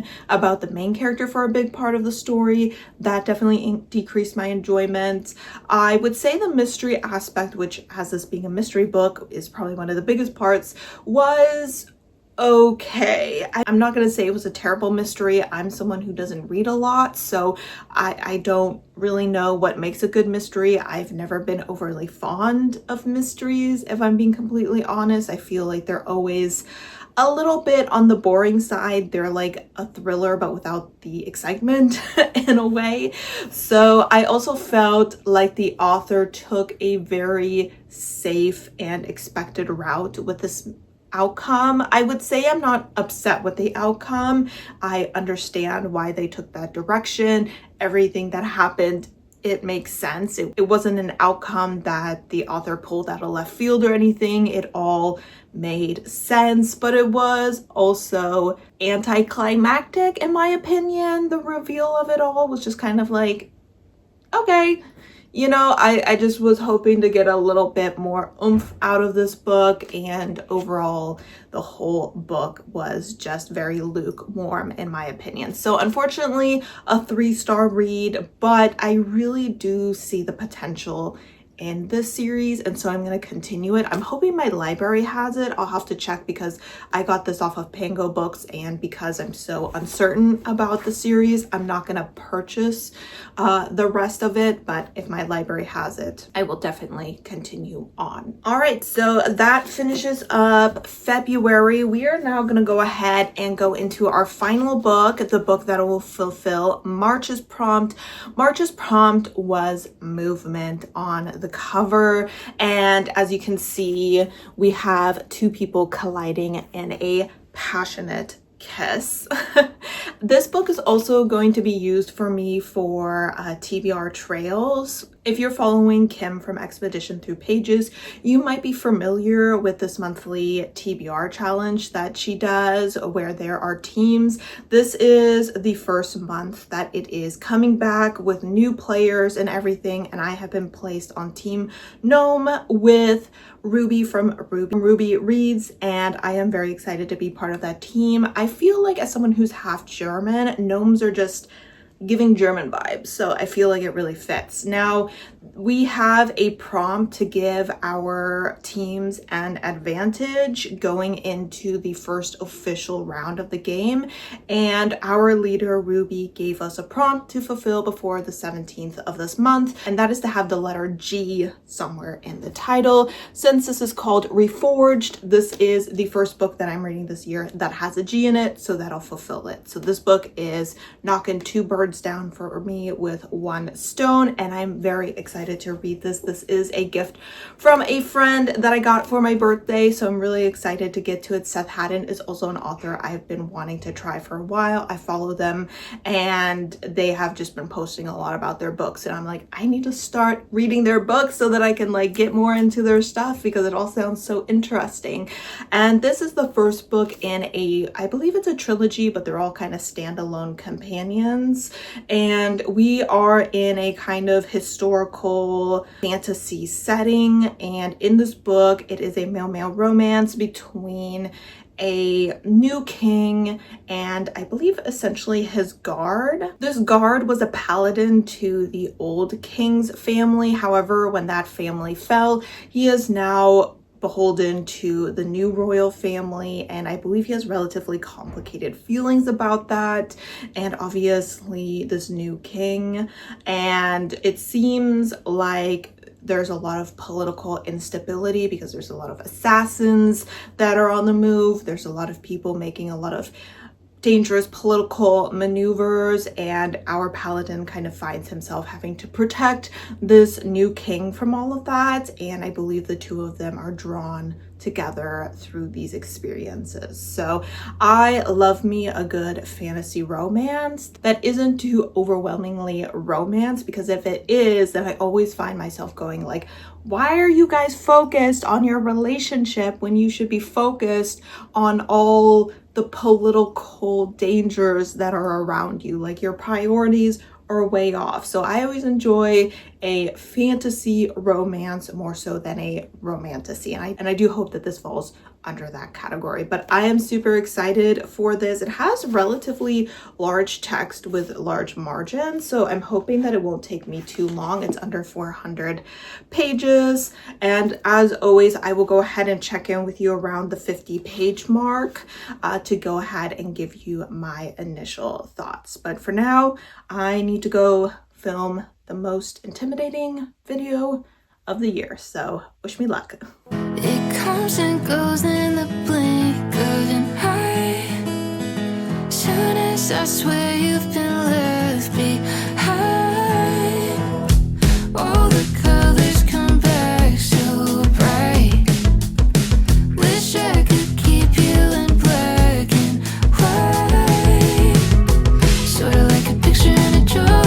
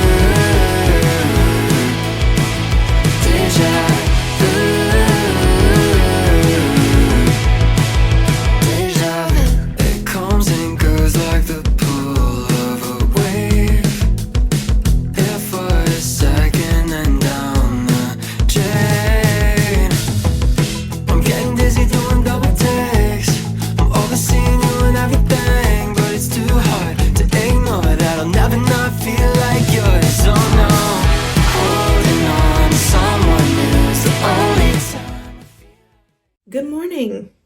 Good morning, everyone.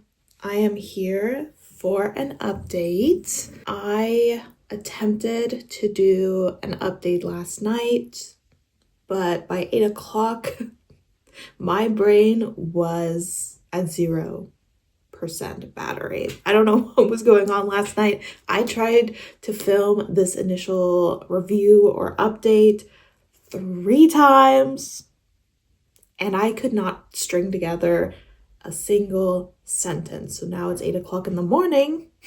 Let's see if I can do a little better.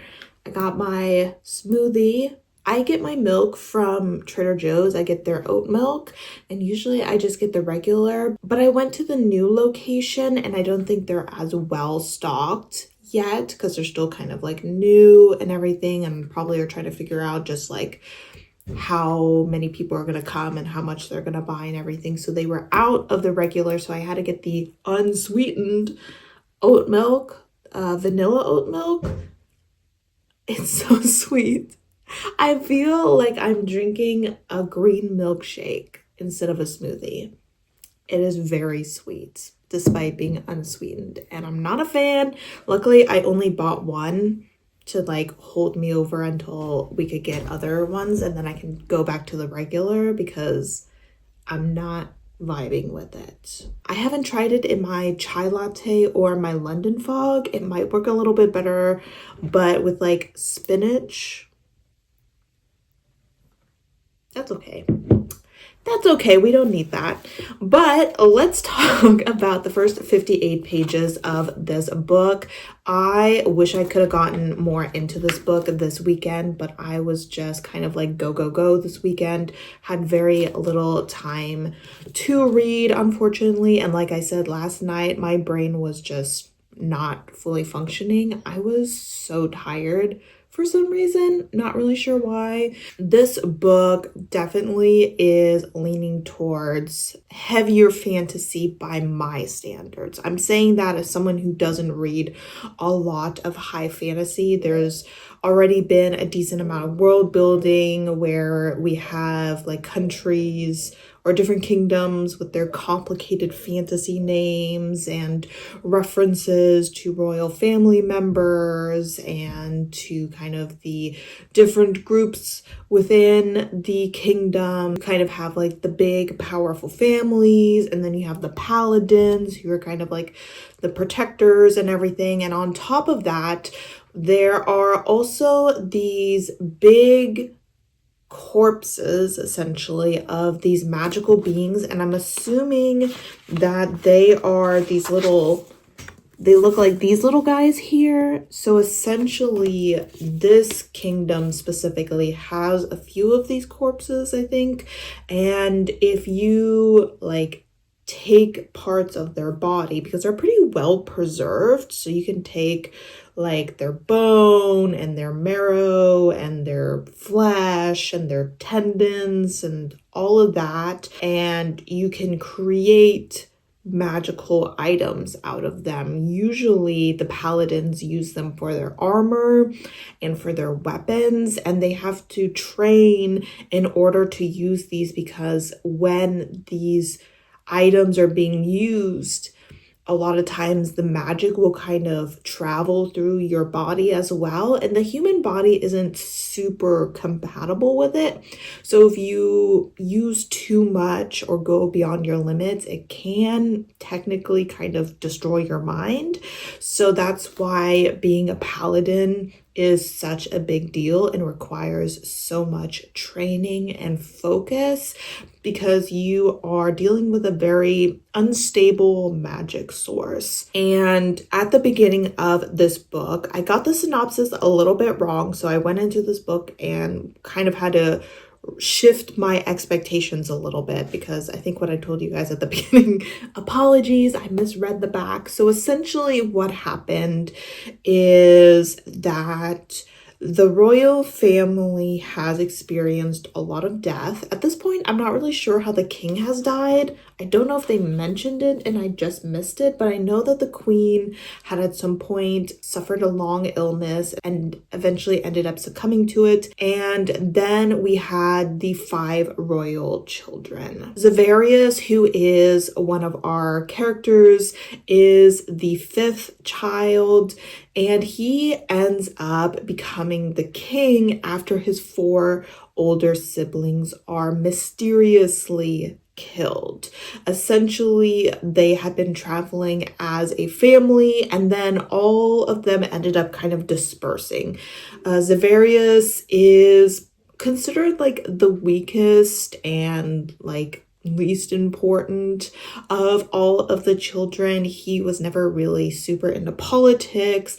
Fighting wasn't really his thing, and he was actually kind of taken under the wing of his mother before she passed to learn music. And so he goes around and entertains different wealthy families. He's really into instruments. He collects a lot of instruments that are actually imbued with the magic, because these instruments are made out of pieces of these magical beings, and he can actually play music in a way that kind of alters the way people feel. Like, as you can see, he has this kind of harp. If he like plays it in a very specific way and really like lashes out at the weapon, it'll like shoot out this light that'll act almost like a blade. And if you're at all familiar with the anime or the danme of a Grandmaster, what's it called? Grandmaster of Demonic Cultivation, where one of them plays a flute, but the other one, he plays kind of this, I'm not really sure what it is. It's like an ancient Chinese instrument, but it has like the strings, and he'll like kind of like bring and shoot out this light. This is what this guy does, essentially. And that's the best way I can describe how he uses the instruments for weapons. But essentially what I was saying is he went off to a wealthy merchant to perform, and his siblings went off to different places. One of his sisters went off to collect herbs and other materials for her potions. Some of the other ones went to check on the borders.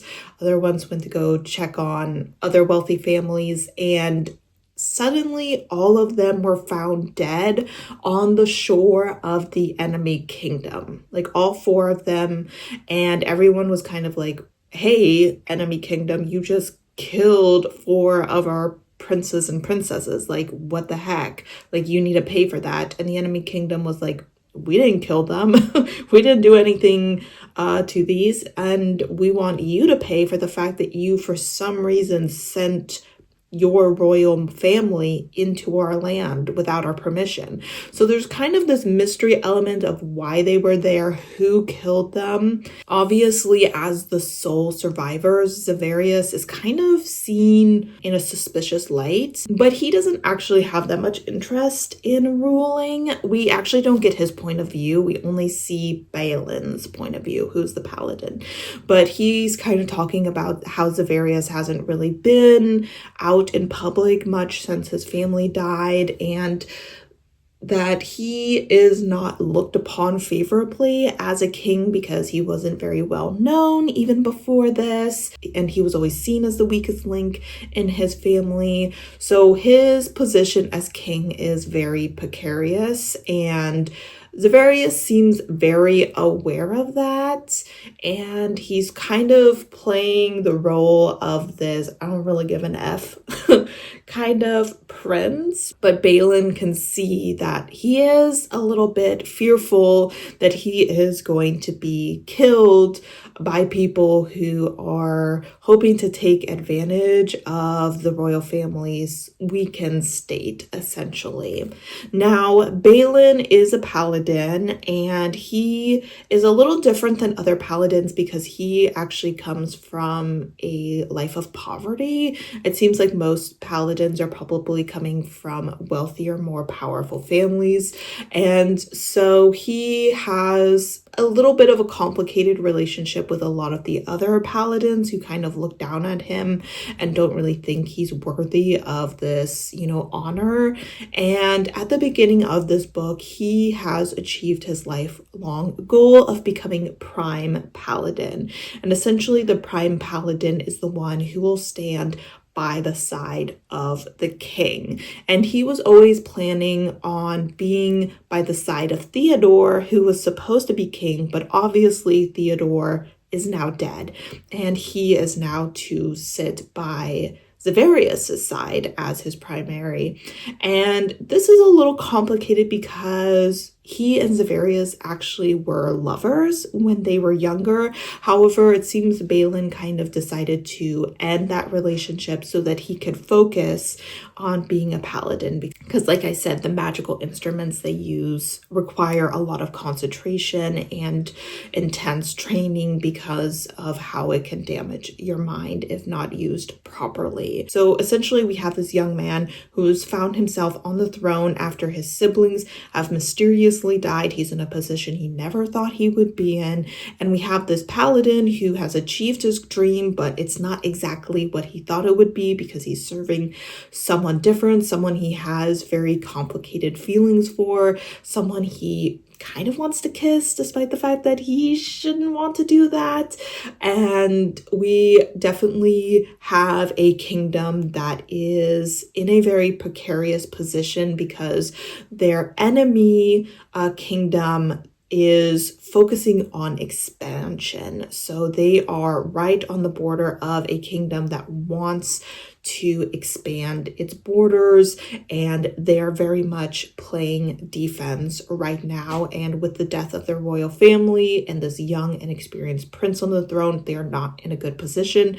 And there are definitely people who are going to be seeking to take advantage of all of this chaos. And already in the first 50 pages, we have experienced our first assassination attempt. It has kind of come to the attention of our prince as well as Balin that they don't really have anyone that they can trust outside of each other, even their fellow paladins. Balin knows that these are men and women who were very loyal to Theo, who was the oldest and who was supposed to be the heir, and they don't have much respect for Zavarius, and he's worried that because of this that they will not be willing to protect him the way that they should be. So already things are very politically messy. Our characters' relationship with each other as ex-lovers is messy as well. So I have a feeling that this is going to be a very chaotic story. And these first few pages were a little bit slow for me to read just because there was so much being introduced, and I just really wanted to make sure that I was absorbing everything. But I'm hoping that now that we are a little bit more settled into the world and I kind of know a little bit about how the magic system works and I understand the setup of this kingdom a little bit more, as well as the relationships that we may see throughout the story. Hopefully it'll be a little bit of a quicker read. I definitely think that this mystery aspect revolving around the siblings is going to push the story forward, because I know that I'm very interested to see who is responsible for their death. And so I can say for sure that this story definitely got me hooked here in the first 50 pages, and hopefully we continue forward on a positive trajectory. I will go ahead and check in with you around 50%, and there are just under 400 pages in this book, so I'll probably check in with you close to the 200 page mark. It comes and goes like the pull of a wave, here for a second and down the drain. I'm getting dizzy doing double takes, I'm overseeing you and everything, but it's too hard to ignore that I'll never not feel like yours. Oh no, holding on to someone is the only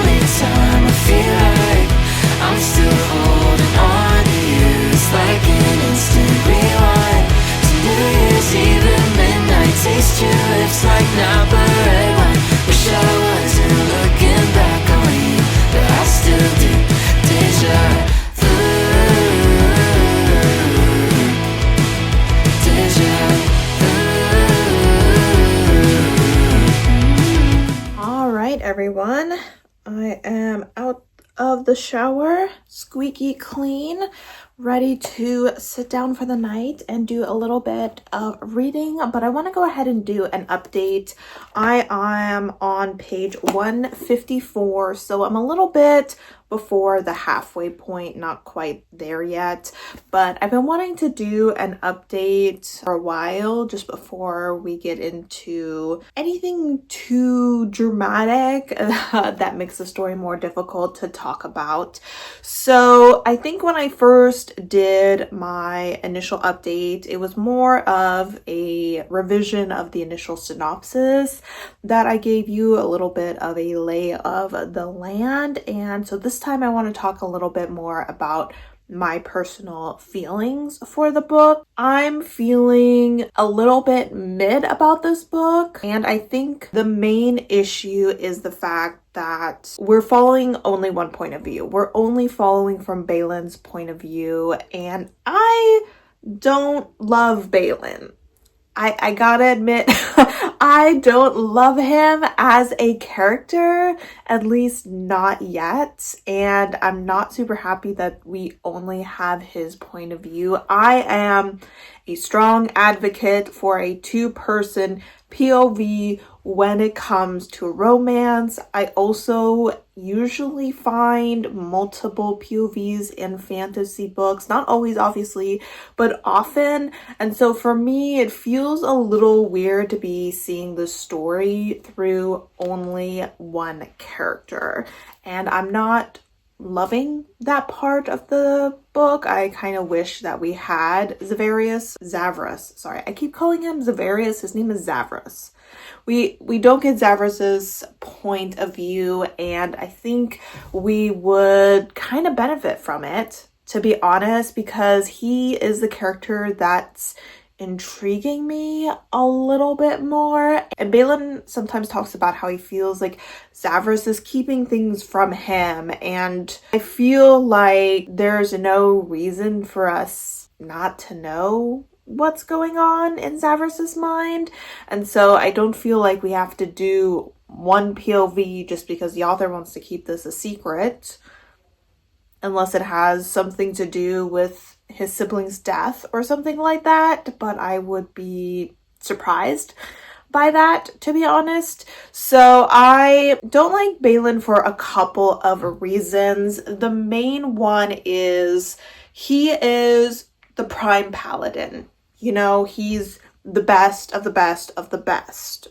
So the paladins are the best of all the fighters, and then he's supposed to be the best of all of the paladins. Like, he was in a competition where he fought against the other paladins one-on-one and defeated them. He won. He is the strongest. This is what he has been training for his entire life, and the dude's kind of mid at his job.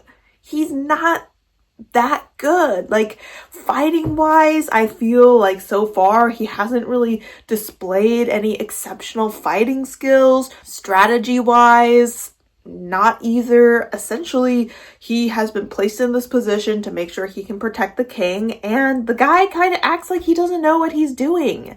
And I'm like, I know you're new to this job, but I feel like you have been training your whole life since you were like 10 years old to become the prime, and that is the prime's job. So why do I feel like you don't know what you're doing? And I mean, part of me understands, like, yeah, he's in a new situation. This isn't exactly how he thought it would be, but I just feel like I'm so used to following characters that can be seen as very competent, if not sometimes unrealistically competent, but this guy just feels so average, and it's kind of weird for him to be the love interest and the prime, and to be, you know, kind of younger than a lot of the other paladins that were going for this position, and for him to have defeated these more experienced fighters. And I'm like, I don't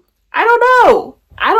I don't feel like he's that great. And on top of that, they talk a lot about the training that they have to do to make sure that they are able to control the magic, which includes mental strength. And the guy doesn't have a great grasp on his emotions, but the guy spends a lot of time being angry and being jealous and not really being able to keep a cap on his emotions. Like, they often show on his face. He struggles to keep his feelings for the prince hidden. Like, the guy just doesn't seem like he's that good for this position.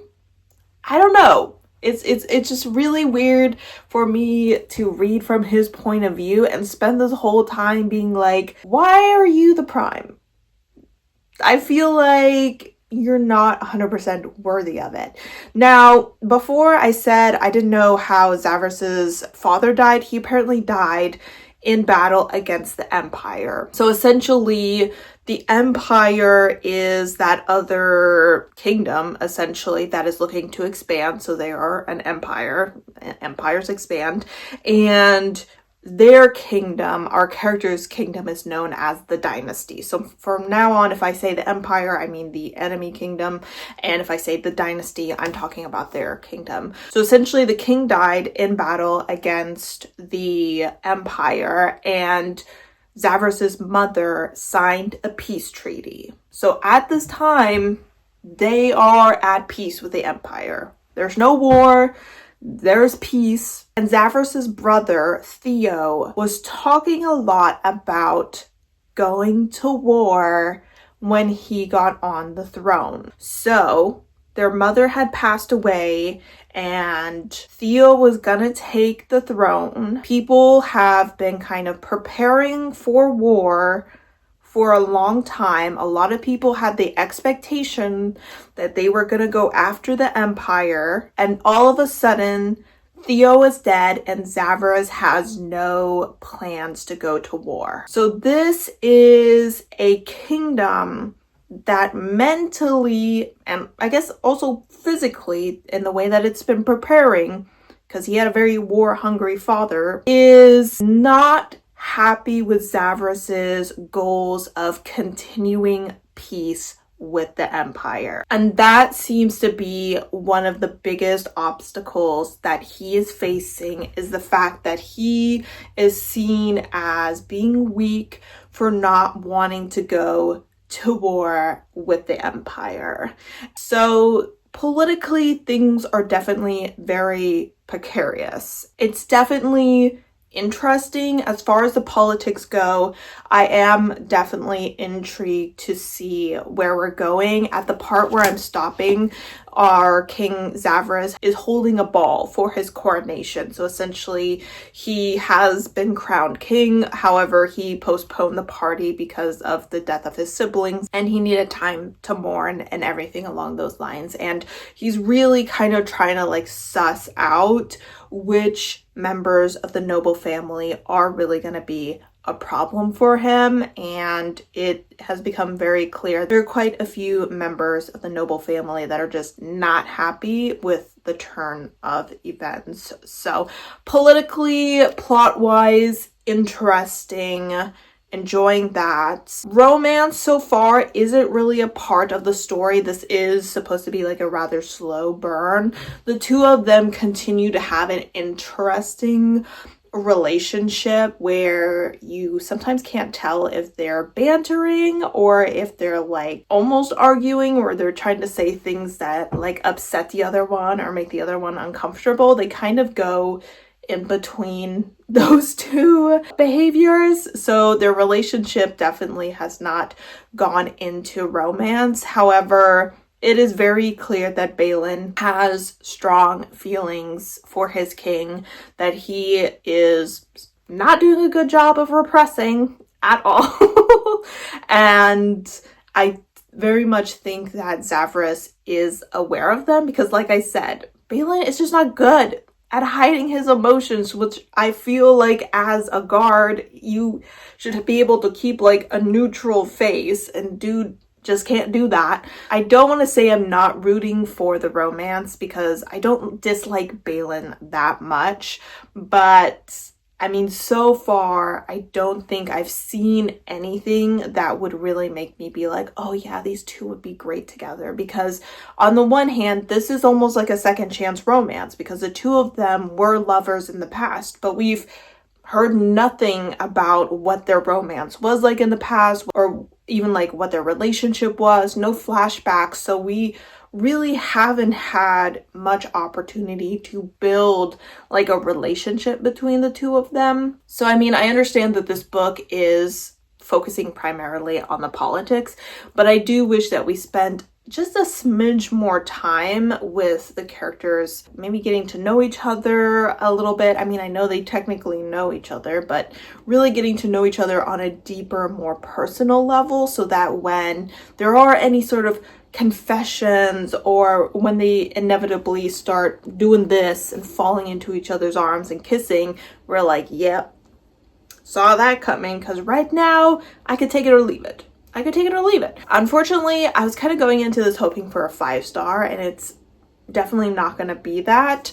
I'm not even halfway through, so I don't really want to make any predictions or anything like that. But so far, I'm a smidge disappointed by it, but we're gonna keep chugging along. Like I said, at least the plot is keeping me intrigued, but as someone who's very character driven, it is a little upsetting that I'm not loving the character that we're following. That is my update for now. I will probably check in with you once I have finished this in a few days. I'm going through it a little bit slower than I initially thought I would, but I will definitely try to focus on it a little bit more here in the next few days, and the video should be me wrapping up this vlog and my thoughts.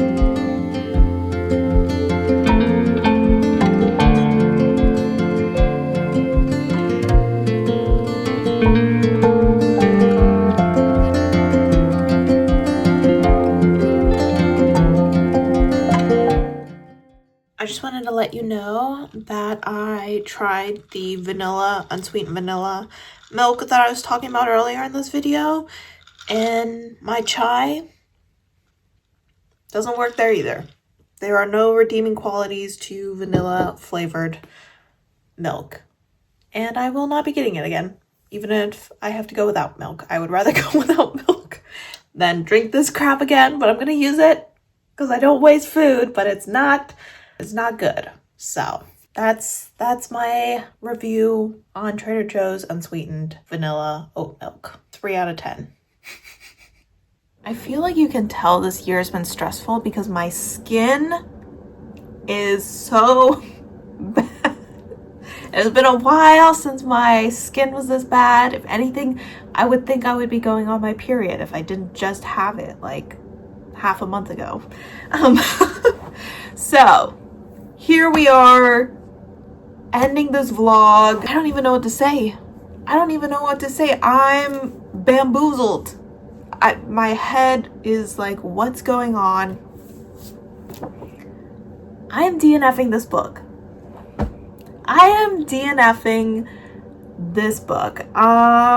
Was not expecting that. Was not expecting that I would not only not enjoy this book, but be so bored by it that I would be like, you know what? I'm not gonna continue it. Every time I picked this up, I was like, I don't want to be reading this. And look how much I still had left. Like a little bit over 100 pages. The only thing that was keeping me going was the fact that I was like, what happened to the siblings? And that was just announced. They just told me. So I don't even read this anymore. I now know what happened. So, wow, what a bummer. I really kind of thought I would like this book. Did I let the fact that Sia's Pacat blurbed it sway me? Yes. Did I let the kissing men on the cover sway me? Yes. And I mean, for a lot of this book, I kept telling myself, like, plot, you know, it's decent. It's decent. My friend had read this and she was like, do you want to know like what happens? And I was like, sure, tell me. And honestly, it's nothing crazy. I was like, yeah, no, I could see that. I could see that happening. Pretty basic ending to the story, I think. So I'm not upset that I'm upset that I'm DNFing it because I am upset that I don't like this book, but I'm satisfied with my decision to end this story because it just wasn't working out for me. I felt like it had a lot of pacing issues where there was like this exciting assassination attempt happening, and still I was just like, okay, I felt like I was trying to hype myself up and I was like, exciting stuff is happening, but it was just so much work to care about what was happening in this book. It was so much work. And I was like, I don't think it's supposed to be this exhausting to read a book. Especially one that's, I mean, yes, it's relatively political, so it's, you know, not just a book that you can skim. In fact, part of me was like, what if I just skim the rest of the book? But then I was like, no, I can't. Okay, what's the point of skimming this book? I wouldn't even know what was going on. So I just kind of had to admit that this book wasn't for me. The characters were a big part of it. I continue not to really like Balin as a character. There were these two side characters. Why were they stoners? Why were there stoners in this book? I don't need stoners in my fantasy book. I don't even want them in my contemporary books. So there was these two characters and he was kind of mad at them because of some things that they did. And they were like, hey, you know, sorry, we don't have the training for that, you know, so we didn't really know what to do. We're new to this and we didn't train our whole lives the way you did. And he was just like, you guys took an oath and you were supposed to blah, blah, blah. And they were all just like, meh. And then he was acting like a big baby over it, essentially. And they were traveling with this ambassador and she was like, why are you a baby? I asked you, why are you acting like a baby? And I was like, honestly, yeah, call him out. She's like, these guys are inexperienced. They were put in a life-threatening situation and yeah, they didn't respond to it the way you wanted them to, but that was the only way that they knew how to respond to it. And if you want them to respond differently, then as their superior, it is your job to train them to respond correctly. And I just feel like he was like, I'm starting to think I'm not that suited for a leadership position. And I'm like, yeah, I never thought you were suited for a leadership position. Like, I cannot for the life of me get over the fact that this guy seems like his job has been his entire personality for like the last, I don't even know how old this guy is, but 10 plus years, and he still is not that good at it. Like, I can't get over that. So I continued not to like him. I DNF'd this book in the middle of their first smut scene. Yeah, they were finally like about to get down and dirty. Why? I don't know. It felt a little random. Like I said, I felt like their relationship, why are they together? Why do they love each other? It's like the author was like, well, they were lovers in the past and they just never stopped caring about each other. And I was like, well, I never started caring about them because you never gave me a reason to. So the romance didn't work for me. The plotting didn't work for me. The characters didn't work for me. Once that little mystery that was kind of moving or keeping my interest in the story was solved. So yeah, what do I do? What do I do? I mean, I'm going to go ahead and count this towards Buzzword-a-thon because I got over 50% through and I spent so much time on this book that I'm not going to let it count for nothing.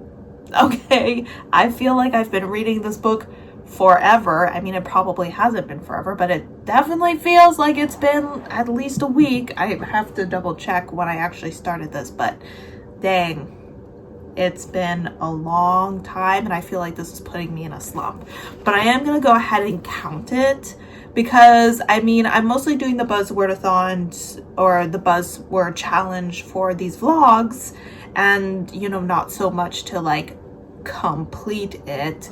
So I feel like the honest thing to do would be like, these are the books I selected based off of these prompts, and this is how it went. And sometimes it ends in a DNF. So I am gonna go ahead and count this, and I am definitely bummed about it. I find myself wondering about what I'm gonna do with this author, because Seth Haddon is an author where there's a few books by him that I was interested in reading, both by him, and he has a different pen name as well. So even books by his pen name I'm interested in, and now I'm kind of like, what do I do? What do I do? I don't know. I mean, I have some authors that I want to give a second chance. You know, there are definitely been times where I was like, I need to do a vlog about giving authors a second chance, and maybe I'll do that someday, and maybe he'll be on it.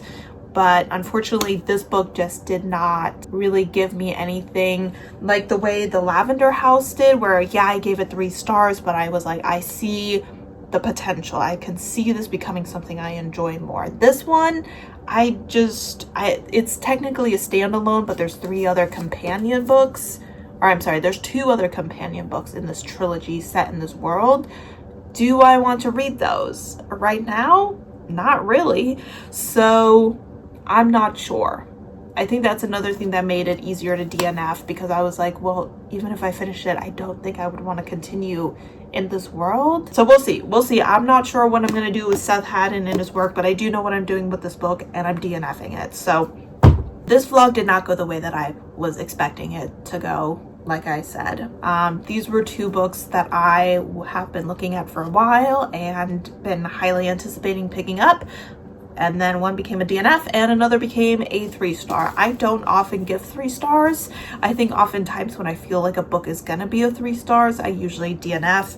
But thanks to the fact that, you know, this one was a little bit shorter, and also the fact that the second half of it to me was a little bit on the stronger side than the first half, was the only reason I continued it. So 2 anticipated books that did not live up to my expectations. We did have one 4-star though, January's read here with a Chuck Tingle book, which I was very excited for. This was actually the book that I had the lowest expectations for, because I had found myself a little bit disappointed by Bury Your Gaze, but this ended up being a really interesting story, and I had a pretty good time with it. I quite enjoyed it, and thought it was very creative. So I had a good time with this. Not so much with this, but I am intrigued to follow our character on his journey. It seems to be going in a direction that I will enjoy. And then the first DNF of the year. So January is not off to the strongest start. I will say I've been reading a couple of Kindle books in the background, because I often read them in between sets at the gym, and those books have been going a lot better than the books I've been physically reading. So I have that going for me. I'm holding on to those silver linings when it comes to my reading, so I don't fall into a slump at the beginning of the year, because there's a lot of things happening in the world right now that are stressing me the F out. What? And I really need books for a little bit of escapism. I need to hold on to my escape route here, guys. So that is the first vlog. I know it didn't go the way that I wanted, but I hope you still kind of enjoyed it, and that you're looking forward to seeing 3 more of them as I do one for each quarter. Let me know if you are taking part in this challenge and what you're planning on reading for January, if you're just planning on doing January's. Thank you guys for joining me here in the new year. I'm excited for a month of hopefully fun vlogs, because despite the fact that I didn't read the most amazing books in this vlog, it did feel good to do some vlogging, because I didn't do any in the month of December. So I was quite happy to get back into my vlogging mode. As always, thank you so much for supporting my channel by watching my videos, and I hope to see you next time. Bye!